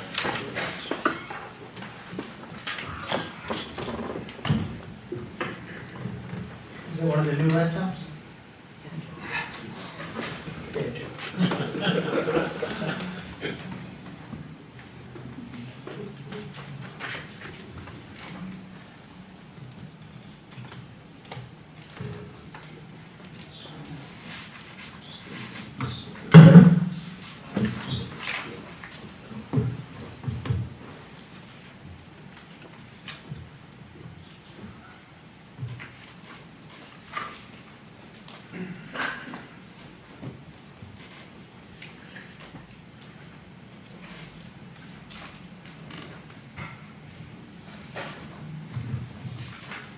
All right, I think we're ready to go. I would like to start with the preliminary budget / 5-year plan. And I actually just want to show you this. So if you could follow with me on the board here. I'm on our website. This is in the on the finance and budget pages. You will see that the preliminary budget and the 5-year projections are posted to our website as we speak. What you're seeing right now would be the revenue numbers, the detailed revenue numbers that we use to construct the budget. You're going to see the revenues that we use line by line and account by account. Also, here are the expense numbers that flow into the budget, line by line, account by account, and the 5-year plan is posted here as well.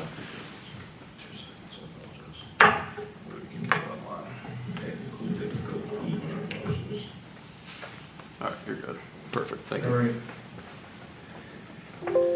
And so you see we've got a lot of good information out here for the public to see already. I think we're a couple months ahead of schedule relative to last year's budget.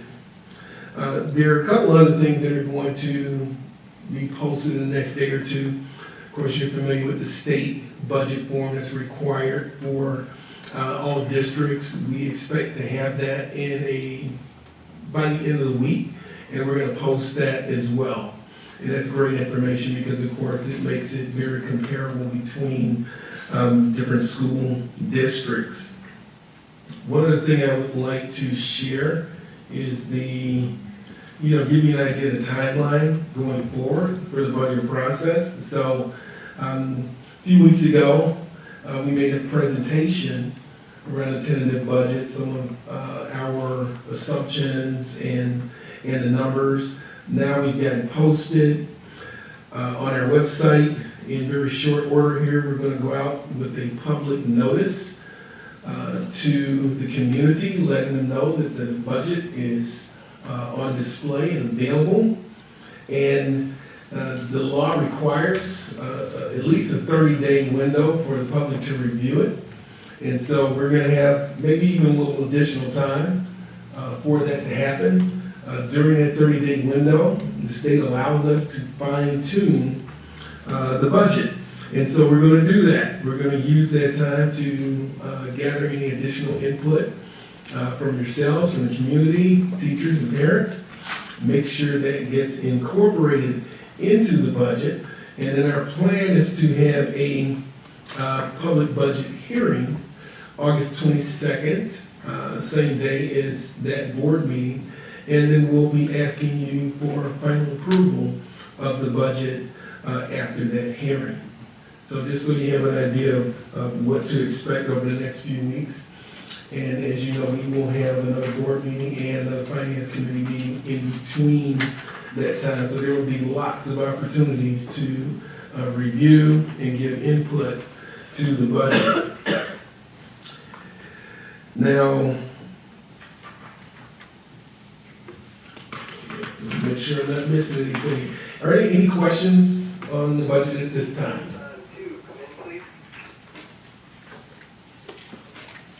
Okay, we're budgeted out. I'm gonna move on to the bill list. So the bill list is in your packet. It's also on the board book. And there are a couple of items that were pulled from last month's bill list, and I need to bring to your attention again this month. This would be the payments for the principal coaching to Inspire and NIA. I'm bringing these items back because we have a contract with these organizations. The services have been provided, and according to Illinois School Code, we are obligated to pay this. So I just want to bring it back to your attention for your consideration for payment of those. Do you have a page number, Mr. Moody? Sorry to interrupt. Do you have a page number for those? Not for the NIA Inspired. They were in last month's bill list. So they're I can not. pull that. No, they're not physically in this month's Okay. bill list. But I can pull up last month if you'd like to take a look at them.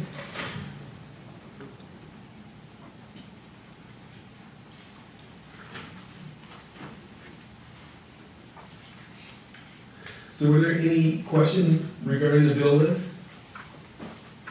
Yes.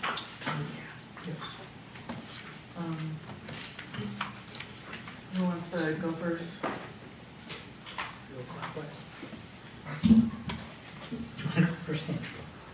Okay. Payments for 22 vendors include invoices from 2022. Could you tell me what that's all about? Can you, is there a specific Yeah, page so or there's- invoice you're referencing? Yeah, so some of them like Heart Spring, Hope Learning Academy, Springfield, Hassett Learning Center, they all have an average of well over 100 days to pay between when we receive the invoice and when we cut the check. Another one is Maryville Academy, so we're seeing a trend here where some invoices get paid relatively quickly, others kind of lag behind. And if you can enlighten us as to why does this happen, right? Like, Well, I think there are a variety of things that could be taking place in these situations. Each one is really something you kind of want to take a look at individually. And I do know that, first of all, we get a high volume of invoices. Also, in the business office, we've actually lost some real giants this year. We've had some long-term employees who were doing amazing work who retired or left the district this year. And so we've had to deal with that turnover. But we've got a number of vendors who just are tardy in invoicing. So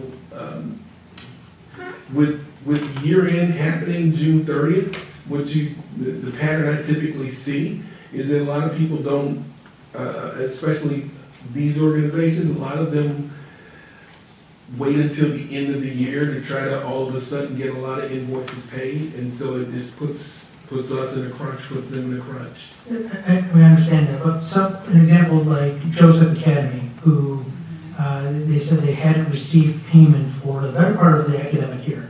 And so I'm saying here that they have an average day to pay the invoices, 215 days, right? That's quite extensive, especially since we've gotten emails and notices that there's an outstanding invoice, they're waiting for payment. Where is the bottleneck in these situations? Because I'm seeing, my favorite one to pick on is barrier breakers. It's like 10 days to pay, whereas Joseph Academy is 215 days to pay. So why discrepancy there? Well, I think there's a number of different things that could be happening, and we really need to look at individual cases. I do know that with special ed, they were asking for additional support in terms of processing invoices, and they received additional support just recently, in the last few months. So my expectation is going forward that this is not something that would reoccur. Because we noticed the problem, we've addressed the problem, we really expect this to go smoothly going forward. But if there are individual cases you want to look at, we definitely can take a look at them. Yeah, I could list them here. So Joseph Academy is one at 215 days. Hope Learning Academy Springfield at 286 days. Menta Academy Hillside at 140 days. Heart Spring at 195 days. So, and these are, I believe, institutions we have agreements with, right? So. Correct. Yeah, so going back to that Inspire, where we said, you know, we want to pay them, then Inspire. I understand we're contractually obligated to pay them, but we also have these contracts with these other institutions, and we don't, you know, no fault to you. I understand that there may be bottlenecks upstream or some other. Well, in some cases, also one of the things that we have to do as an organization is make sure the students that we're being billed for are students that are actually being served by this organization. And I know that we've had some issues with that this year, and we've had to go and do some reconciliation and straighten those situations out. So it's really almost a case-by-case situation that you have to look at. You're saying that we need to verify if students are actually receiving services from? Absolutely. Okay. Okay. I'm not even finished. Chicago Tribune, November 22nd, $3,517.64, page 114. Did you tell me what that's all about? I don't know offhand, but I'm happy to go and research it and get the facts. Okay. Let's try another one here. Eaglewood Resort and Spa Leadership Retreat, $18,789, invoiced Friday, June 16th. Do you know who approved that? I'm sure. I believe, Ms. Hickson, that is the leadership retreat. Okay, so my question is, and I can read, it does say leadership. Oh, well, I'm not looking at it, I didn't know that. Okay, but my question is, who approved it? Because this board did not approve an $18,000 leadership retreat. Excuse me, ma'am. We can spend up to $25,000. Are we at our cap this year for retreats, or is this the first one? No, this is the first one. Okay. All right.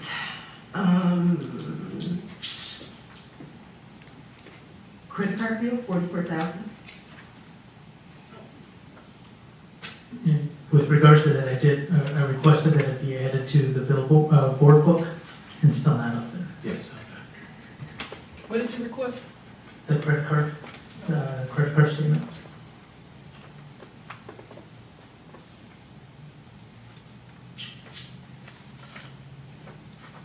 Going back to some of the vendors that David had mentioned, we've gotten some really strongly worded emails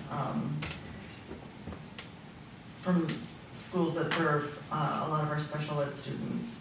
So for example, Joseph Academy, we owe them over $41,000, but I'm looking here on page 63 and it says vendor total, we're only paying 27 and change. Why are we not paying them in full?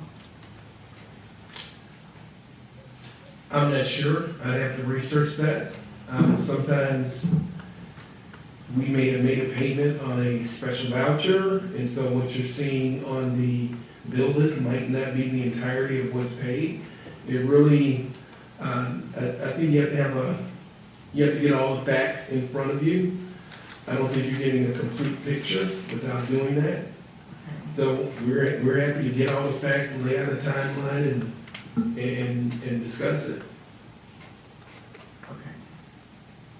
Board, we would be happy to address these issues before we get to the board meeting, if you would share that with me. And we can just pull that information and have it when you get here, or send it to you, as we used to do. So, but some of these we did send. So I'm looking at Joseph Academy email. This was sent to myself, Mr. Ocampo, Dr. Henderson, Ramona Fleming, Mr. Moody, and Dr. Williams. Dear Board President Grant and VP Ocampo, throughout the school year and several times since the conclusion, we have reached out to both Ms. Ramona Fleming and Superintendent Henderson regarding the payment of fees to no avail. Below is our most recent email, also including Mr. Moody and Dr. Williams. We have not heard back from any of them. We value our relationship with District 209 and anticipate several students to return for the next school year, transitioning from District 89 to District 209. While we are asking for your support in bringing resolution to the current situation of the pass-through tuition for the entire 22-23 school year, we also request that a process is set up to assure timely payments each month moving forward. And then a follow-up email with them, they had mentioned that without getting our payments, they might have a hard time. It says not receiving monthly payments would devastate the budget. Would the district be willing to set up ACH authorization for the payments to be drawn monthly? So we have an agreement or some kind of contract with this vendor, but we went an entire school year without paying them. I don't think it takes an entire school year to check and make sure that the students are getting the services that they are supposed to get. And I agree with verifying, but I did ask that we get our vendors paid in full, especially Joseph Academy, especially Maryville Academy, especially PACE, all these people who have reached out to us. And then I'm looking at the bill list and we're only paying partial payments. So unless a payment went out, between when I received these emails, the last one being July 5th, not even a week ago, we're not paying them in full, even though the school year has concluded. They've done what they said they were going to do. I'm not sure we're not paying them in full. Again, I think we need to, we'll take this information, we'll go back, we'll pull all the facts together and account for it. But I think you gotta look at the whole picture. We also have special vouchers where when bills are past due and it's urgent, we make those payments right away. So I'm not sure you're seeing the totality of what's been paid. Okay, I'm not understanding how it takes some vendors 10 days to get paid and others 200 plus. This, especially when some of these are just, newer contracts, or maybe they're just doing something once in a while versus someone who is doing something every day and they're sending consistent monthly invoices. No, I agree. This is something that we are, we're not saying this is okay, and we have added resources to departments that needed additional help to make this happen. So we really believe that going forward, we're going to be in good shape. And that's why you see this month's bill list is quite extensive. Mm-hmm. We're catching up as many of these folks as possible. So I believe we've got a plan going forward to make sure that this doesn't happen again. But right now we are in cleanup mode. Okay, so I want to make sure that we're getting everything we need to start the school year, off on the right foot, not just the supplies we need, but our relationships with the people who are taking care, really our most vulnerable kids. And that's why we're trying to get the budget done early. We're trying to make sure everyone's set up to buy what they need to pay bills going forward. Mm-hmm. Anyone else? I just have a quick question. Mr. Shelby mentioned tonight that he was waiting for football equipment, but that it hasn't been paid. Is that within here? I don't know. That is not in here. Okay. And so when we get paperwork, requisitions, POs for that equipment, we will pay it. Now I know there was some discussion at the close of fiscal year 23 in June where the football program or the athletic directors were looking for money to pay for this equipment. And at the end of the year, there wasn't money there. So we know they had a new allocation starting July 1st, and so the funds are available. And as soon as we get requisitions, I know they're working on it. They are The funds are there, Yes. as far as, and I'm meeting tomorrow with the athletics division. Okay. We'll handle it tomorrow. Yeah, because they've not been released, all the safety checks and the cleaning have been done, but the equipment's not been released, so there's no pads or helmets or footballs right Yeah, now. we're on it in the morning. Yeah, Can you and provide us an update tomorrow? Sure, I will. also the, whatever the swim coaches need, because she should not be paying for uniforms or swimsuits out of her. Right, that doesn't make any sense. Yeah, we That's something- concur, but we didn't know about that either. That's a question you're gonna have to talk to Yeah, the no, athletic director we about. concur with you on And who initiates those types of conversations? The athletic director reaches out to you that. and? No, they reach out to the athletic director, and then the athletic director reaches out to Moody. But in the absence of an athletic director? No, we had someone the entire time, Mr. Davis.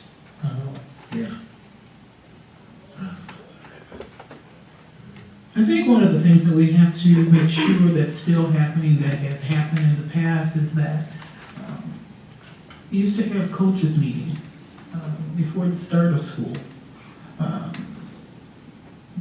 And during that time, you are to say what is needed and things of that nature. So if you don't say what you need and you don't discuss it with administration and you come here to us and administration doesn't know about it, that's a problem in itself. Because you haven't even talked to the person that could possibly make it happen for you. And I've watched it quite a bit of late, but everyone is coming here. They're not stopping at administration, they're coming directly to the board. I've always said, and I will continue to say, when you come to the board, that's the last stop. You've passed everybody up and you've come directly to the board. From the board, the next stop is the Illinois State Board of Education.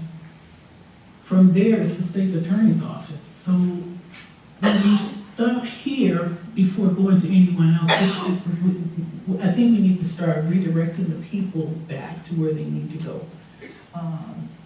Everyone has made it a thing to come directly to the board now. And they have been given pretty much carte blanche. I've watched this. Everyone is coming here. They're not talking to the building principals. They're not talking to the athletic directors. They're going to come here and they're going to talk to the board and they're going to make it happen. And that's what I see. Okay. Can I say something? I know I didn't get the comments, but I'd just like to make a little statement that at Proviso West, we had an athletic director that was sick on medical leave, and we had no clue. And I have had parents call and complain to me, and I've done the best that I could, that I can, and I didn't want to come and complain because the athletic director was sick, but we haven't had coaches meetings. We didn't know when he was coming back. We kept on asking. I still coached in good faith. If I was approved or not approved, I never let my students down or my athletes. But that's not fair also to say that we're not trying. I still don't have games on the schedule. What do I tell the parents? I cannot put games on the schedule. So I'm doing the best that I can, reaching out to schools. Hey, we're gonna do this, we're gonna do that. Mr. Davis is trying, but he's one person to field both schools with fall, spring, winter. That is a bit much also for one person. And needless to say, we didn't know when Mr. McGinnis was coming back because he was sick. So I can't divulge that to the parents. I could just say it's on me. We have one athletic director, but the coaches are trying. I'm at least trying.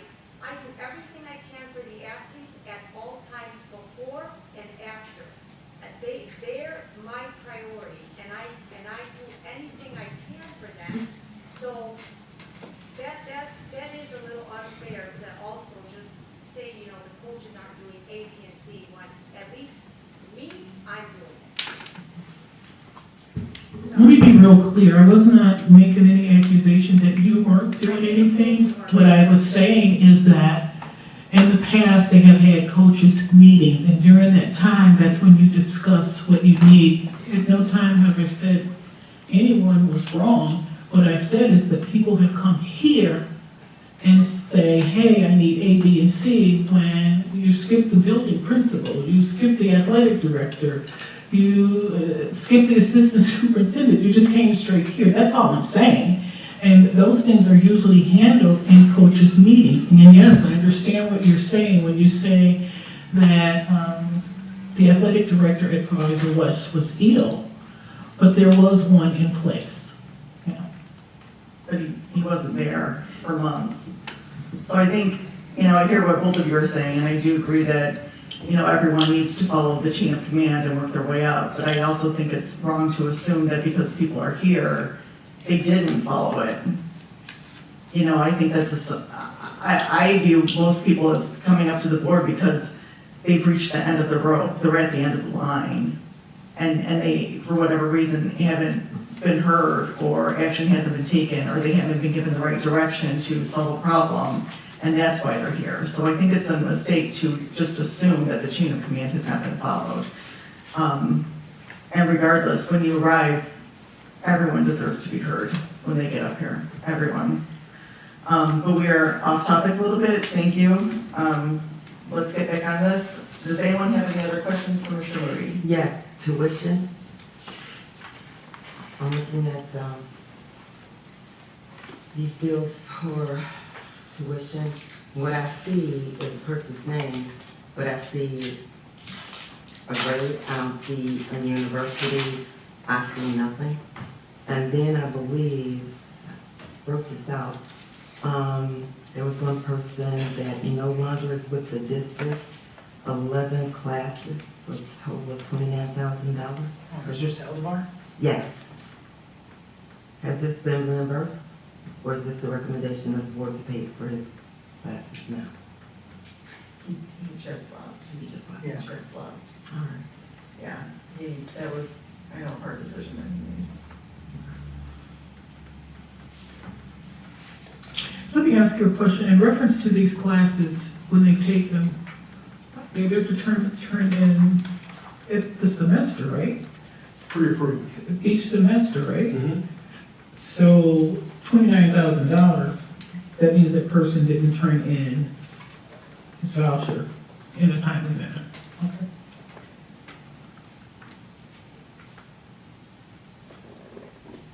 Any other questions? No. All right, thank you.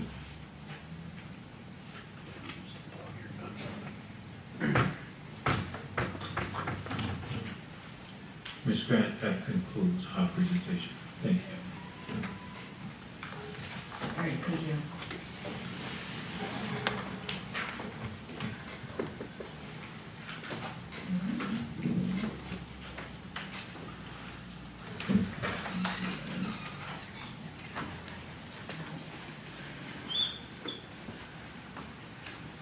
Oh, yes, thank you.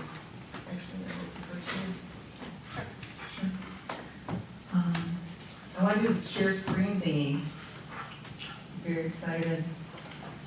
If you want to be on YouTube, it would have to be plugged in here physically, for it to be live streamed on YouTube. Oh, okay.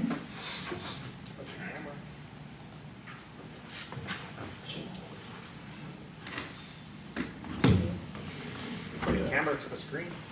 I have to plug it in here for it to go to YouTube. You can plug this camera. Oh, on the screen. Yeah. That's ugly. Yeah, I think it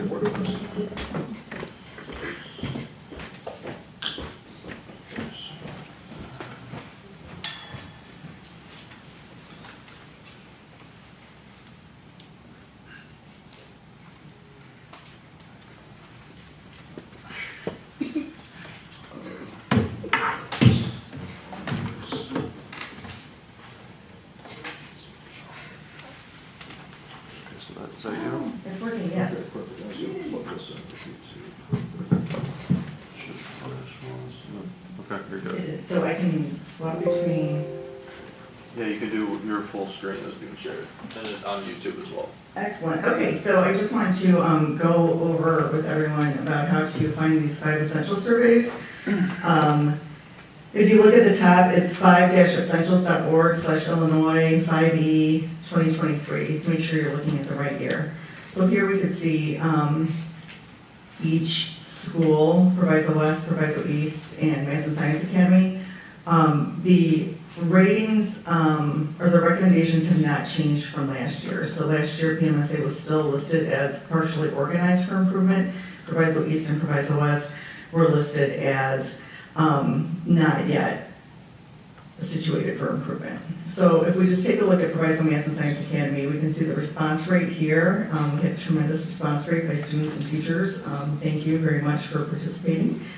And we can look here about where we are. So if we take a look at what we did well here, we were rated strongly in ambitious instruction. And I know Dr. Williams went over a lot of this, but I just wanted to show people at home where you can find this information yourself, and you can see the actual results as they were there. So if we take a look, we've remained fairly steady in the strong category, down a little bit from 2020, but still definitely strong in ambitious instruction. But if we look at the other measures, we're continuing to go down a bit, which does warrant concern. So we look at effective leadership, we can look at collaborative teachers, we can look at involved families, and we could look at supportive environment. And all these things have kind of decreased. And we can see the same thing for East and West. So if we take a look at East, the colors are very much not good. The more red they are, the worse they are. But we did have a strong student response rate. Thank you again, students and teachers with a strong response rate. And here you can take a look at things here. So each of these things, and see how they rate it. So on the side, you have the 1-year performance where we are. We have a 2-year change. You can take a look at how we rated with last year. And then you can take a look at the last few years. So results are not here for 2020, but we have 21, 22, and 23. And you can see how we're doing. And obviously, we have a lot of work to do. And the same thing with West. And West really is concerning. Again, thank you for the response rate, students and teachers. That's fantastic. We definitely want to work on getting more parents involved across the district to fill out the survey and just be involved in general, not just filling out surveys, but participating. I know we have a PTO that is starting up at West, which is extremely exciting. You can find information about that online. So we're really excited about that.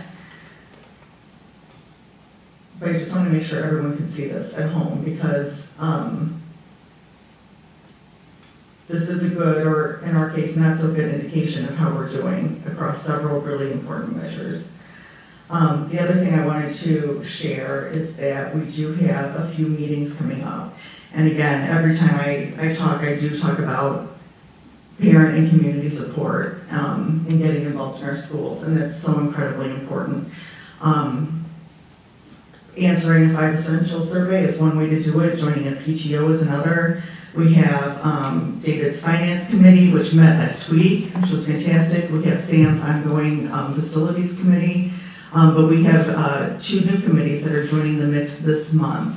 So if I could actually yield some of my time to Ms. Barbahan and Ms. Hickson to talk about their meetings and their committees and how people can get involved, that would be great. Okay, good. I'm gonna say good morning. Good evening, everyone. Hopefully you're still awake. My policy committee will be Monday at 6 p.m.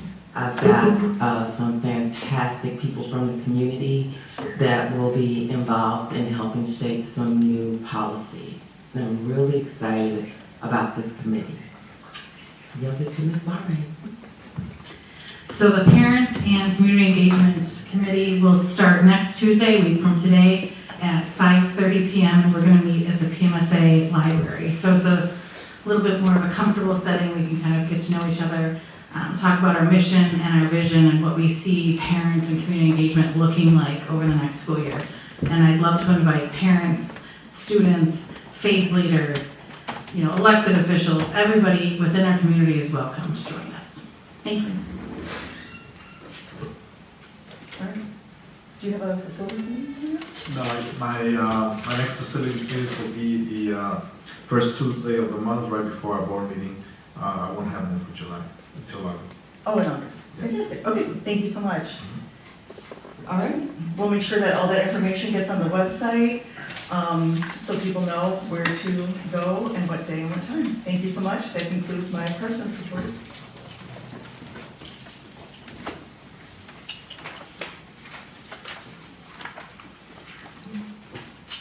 Okay, let's move on to minutes. Can I get a motion to approve the minutes from the June 13th, 2023 meeting, please? Second. Ms. Barberman, please call the roll. Mr. Alexander, absent. Mrs. Hickson? Aye. Mr. Ocampo? Aye. Ms. Patterson? I have a discussion. Just, Dr. Henderson, we need to make sure, Dr. Thomas is Dr. Diana Thomas, not Mrs. Thomas. She worked hard for that degree. Where is that? It's in a minute to have it as Miss MS Thomas. What page are you on? That was the last of the minutes.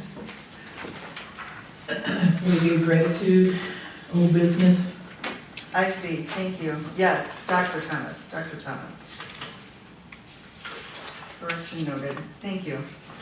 Ms. Barberman, please continue. Ms. Patterson? Aye. Ms. Grant? Aye. Mr. Belfiore? Abstain, I wasn't here. Ms. Barberman? Aye. Motion carried. Thank you. Can I please get a motion to approve the minutes of the June 27th, 2023 meeting? So moved. Second. Discussion? Please call the roll. Mr. Alexander? Absent. Mrs. Hickson? Aye. Mr. Ocampo? Aye. Ms. Patterson? Aye. Ms. Grant? Aye. Mr. Belfiore? Abstain, I was still not here. Ms. Barberman? Aye. Motion carried. Okay. Can I please get a motion to approve the bill list? I'll make a motion. Second. Discussion? I do. I'm still not feeling quite right about some of the bills that I see on this bill list. Especially the tuition is just bothering me. I don't know universities, I don't know receipts. I just don't feel quite right giving a vote for something that I just don't have the adequate information for. So. Understood. Any other discussion? Please call the roll. Mr. Alexander? Absent. Mrs. Hickson? Nay. Mr. Ocampo? Aye. Ms. Patterson? Aye. Ms. Grant? Aye. Mr. Belfiore? Aye. Ms. Barberman? Aye. Motion carried. Can I please get a motion for the approval of Lexia Learning?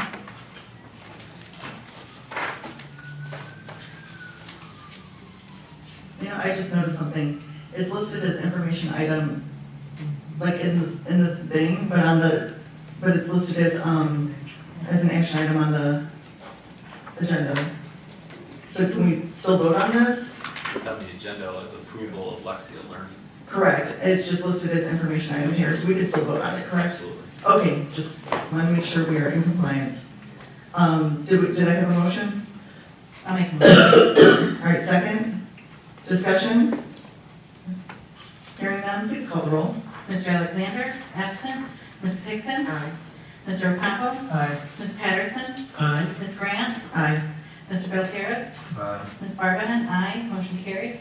Thank you. Can I please get a motion for the approval of the International Baccalaureate renewal fees? Second. Any discussion? Yeah, I have a question. Who is accredited to teach these courses, and how many educators do we have? And how many students participate? That's a multi-question question. Yes. All right, will you start at number one? Who's accredited to teach these courses? How many educators do we have? So a certified teacher can receive training and teach an IB course. And how many are those? Many. But I'll have to get back with you on, send that information to Dr. Henderson. So you would like to know how many teachers are currently teaching IB courses? And how many kids are taking them? Yes. Right. Number 3, how many students taking any IB course? Correct. Okay. And the number of teachers who are teaching an IB course? Correct.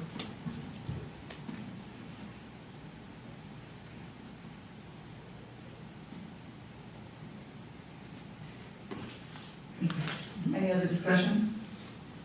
Hearing none, please call the roll. Mr. Alexander? Absent. Mrs. Hickson? Aye. Mr. Ocampo? Aye. Ms. Patterson? Aye. Ms. Grant? Aye. Mr. Gutierrez? Aye. Ms. Barbanen? Aye. Motion carries. Thank you. Can I please get a motion to approve the frontline suite renewal? So moved. Second. Discussion? I have a quick question. So, it's listed here as PD, right? Personal development, professional development?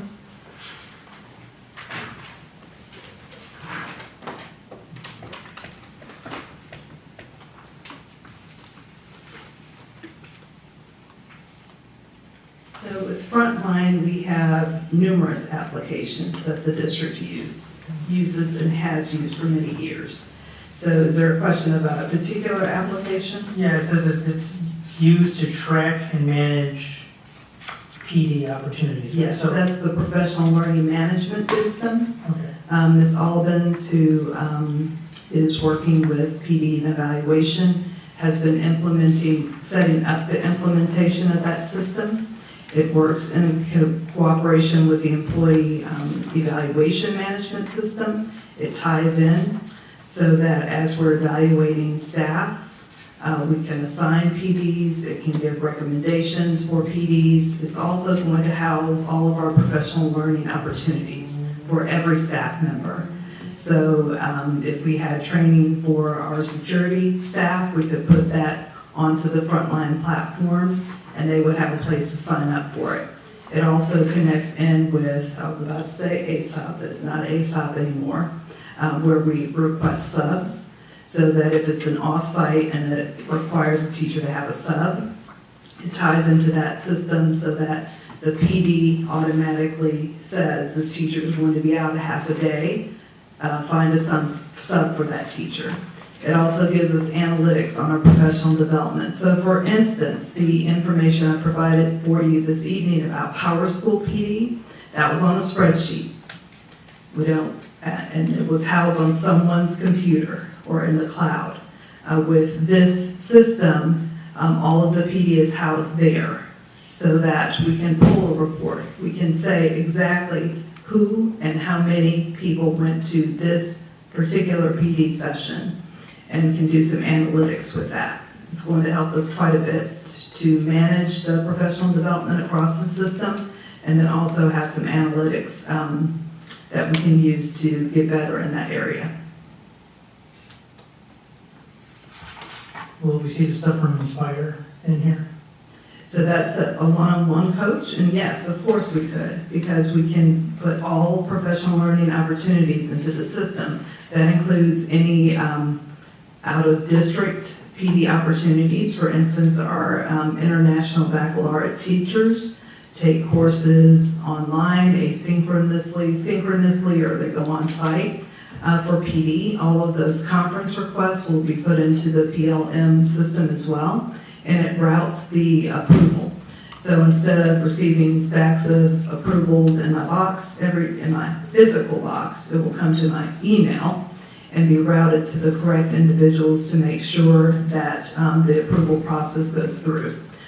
So will start with the teacher or the staff member, go to their immediate supervisor, and then the next person to get approval, including matching up those requests with the funding source.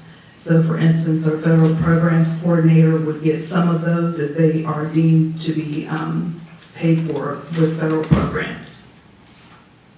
And someone will be trained, I'm assuming. Everyone will be trained. Everyone is being Because trained. everyone is going to be using the PLM system. Every employee, every administrator, anyone who is going to be engaged in professional learning will be loaded into the system. And it's pulling directly from PowerSchool.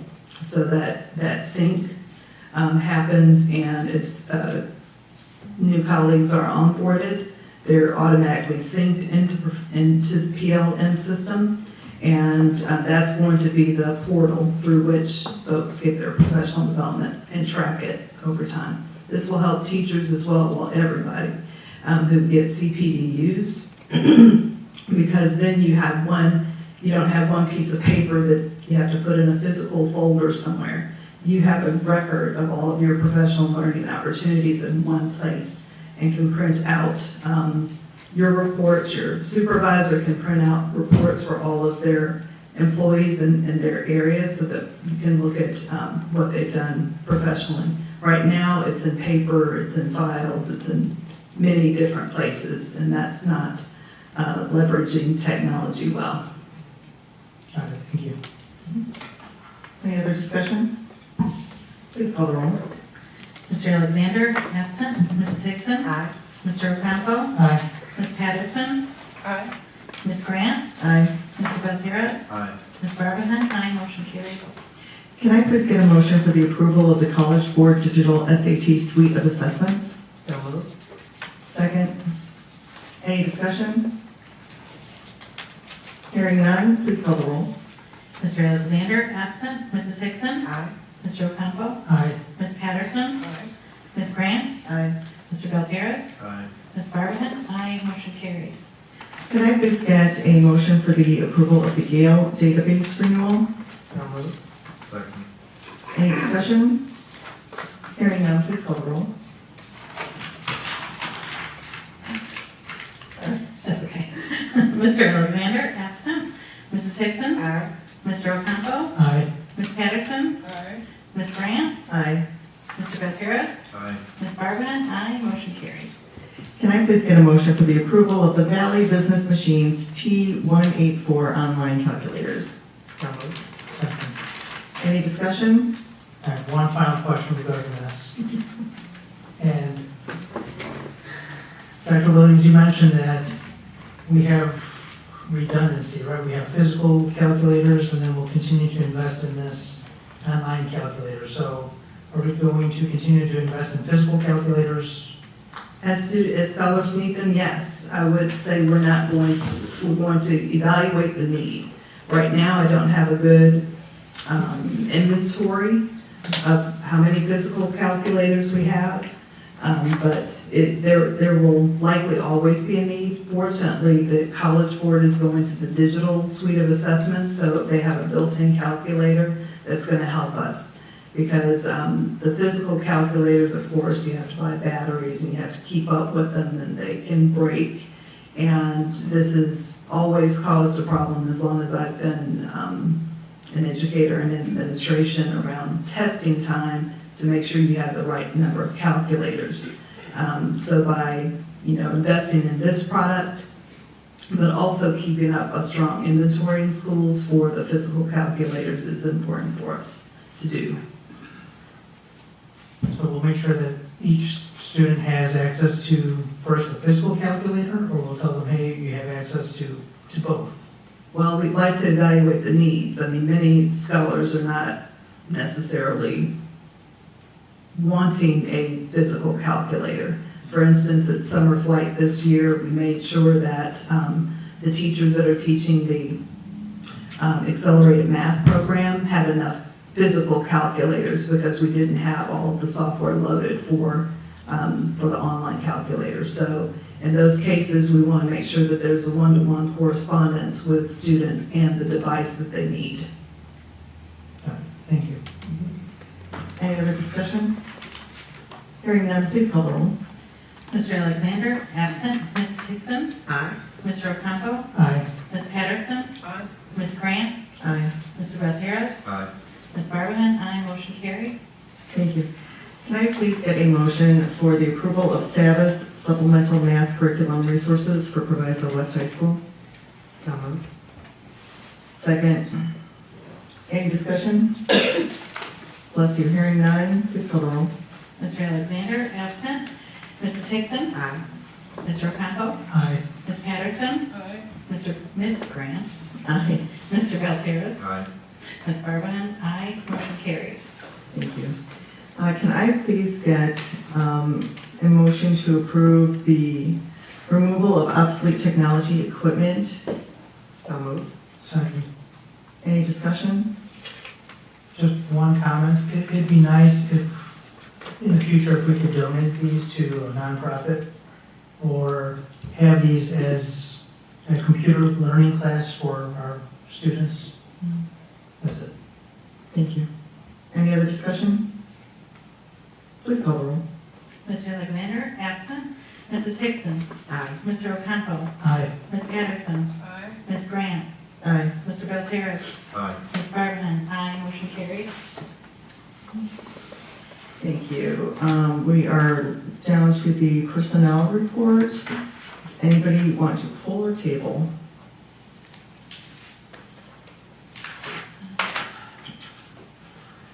I am going to pull item section 2A. I'm pulling section 2A.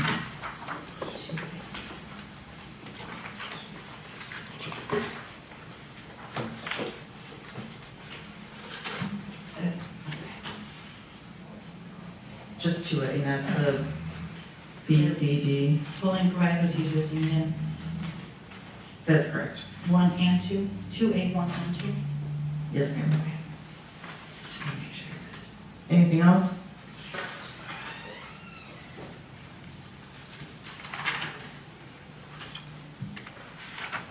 Okay, can I please get a motion to approve the personnel report minus item 2A, 1 and 2?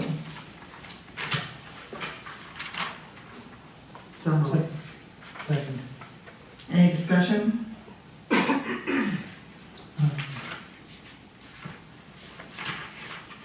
Okay, oh, go ahead. Were you gonna say something, Mr. Ocampo? Yeah, I'm just curious as to the rationale. Why I'm pulling? Yes.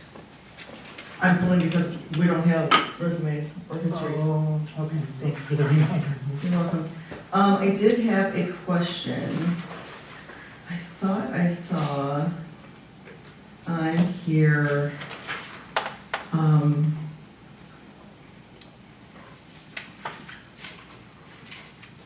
maybe I did. I thought I saw a trainer on here, but I guess, no, No, you did not. no trainer. Okay. Okay. Thank you. All right, Okay, any, Miss, I thought you wanted resumes for administrators, not teachers. no, teachers as well. Okay. Thank you. Are we, I'm sorry, where are we? Discussion? Are we discussing? Still discussion. All right, any other discussion? Hearing none, please call the roll. Okay, let me back up, because you said I was pulling A, and then you went into. The rationale behind it, yeah. But you also had on the, and maybe you didn't, we were gonna go on and vote for the rest of them? So I pulled this section. I know. So we're voting for everything else. Okay, So the personnel report minus this. okay, are we gonna come back to that? I am going to table it, and I would like to bring it back for the second July meeting, along with the rest of the teachers that Mr. Pavoni is working on. Okay, but that's what you want, right? So if I wanna vote for this. Well, I've already pulled You it. didn't table it, you just pulled it for discussion, right? But we're not on that item right now. We're still on the rest of it. That's what I'm, okay. Yeah. We're saying, okay. Yes. Okay, so we're just voting for the personnel report minus this one section. So Ms. Barbahan, please call the roll. Okay. Mr. Alexander, absent. Ms. Hickson. Aye. Mr. Ocampo. Aye. Ms. Patterson. Aye. Ms. Grant. Aye. Mr. Gutierrez. Aye. Ms. Barbahan, aye. Motion carried to approve the personnel report minus 2A, 1 and 2. Okay, so 2A, 1 and 2, I would like to table those. Do you need a motion? Thank you. Is there a second? Second. Thank you. Who made the motion? Mr. Ocampo, seconded by Ms. Hickson. Thank you. Thank you. All right, any discussion? So you had a vote, right? Yes. Vote to table. Mhm. You voted to table. Correct, I would like to bring this back before the end of the month at the next meeting. Any other discussion? It was just for the resumes, because of the information. Correct. Okay. Yeah. Please call the roll. Okay, this is a motion for item 23 to table 2A, 1 and 2. Mr. Alexander, absent. Mrs. Hickson. Aye. Mr. Ocampo. Aye. Ms. Patterson. Nay. Mrs. Grant. Aye. Mr. Gutierrez. Aye. Ms. Barbahan, aye. Motion carried. Mr. Gleason, do we have anything for number 24? No, so just ignore or table? You're not tabling it, there's not. There's nothing there, okay. So there's nothing for 24, so we're just gonna ignore that and move on. Can I please, oh, this was an information item, the college board exams. That was an information. Okay, great. We're not voting on 24? Or There's nothing to vote on. There's nothing to vote on. We put that on there in case we had reached any kind of like agreement, but we did not yet. So now we are at the FOIA report. Ms. Barbahan, could you please read the FOIA report into record? No FOIAs for the month of July. Thank you. Treasurer's report. That has been done, correct? Or no? The treasurer's report was part of the superintendent's report. Okay, let's move that for the agenda item for next time. Okay. So we're not expecting something. I don't believe we have any old business. Does anyone have any old business? Yeah, old business, I thought we were gonna start discussions on the, staff, wasn't it, the, maintenance staff? Tier 1 and 2. Yeah, that was in May. If we haven't that issue for the last 6 years, so we gotta fix that. For sure. Any other old business? New business? Anyone? Okay, Yes, new business will be what you stated, but you could restate it if you like, what the security and what you told in your HR. But Will we restate it? That's new business because you're gonna start working on it, Right. I thought that, okay, so under, as I mentioned during the personnel report, we want to make sure that throughout the organization, we have a very organized and transparent pay system, and we also want equity throughout. So we really need to look at the complaints we've heard tonight, and to be honest, these are nothing new. We want to look at what we're paying our security officers, what we're paying our food service workers, making sure that these are wages that can sustain a family. It doesn't make sense to me to be in a district with such a high poverty level that everyone gets free lunch, and the rate we're paying employees basically keeps them there. You know, I love them, I run a food pantry, I don't want to see more people become my clients. I don't. So let's make sure that we are taking care of people and making sure that they have a competitive pay rate, especially with other districts in our area, and some kind of ladder for increasing pay along with the cost of living. Thank you. All right, we are not going to adjourn, but I do encourage everyone to go home and go to bed. We are going to stay here and discuss a few more things in closed session. So when we come out of closed session, we're just going to adjourn right away. But thank you all for coming and tuning in. Good luck and good night. Can I please get a motion to return to executive session for the purpose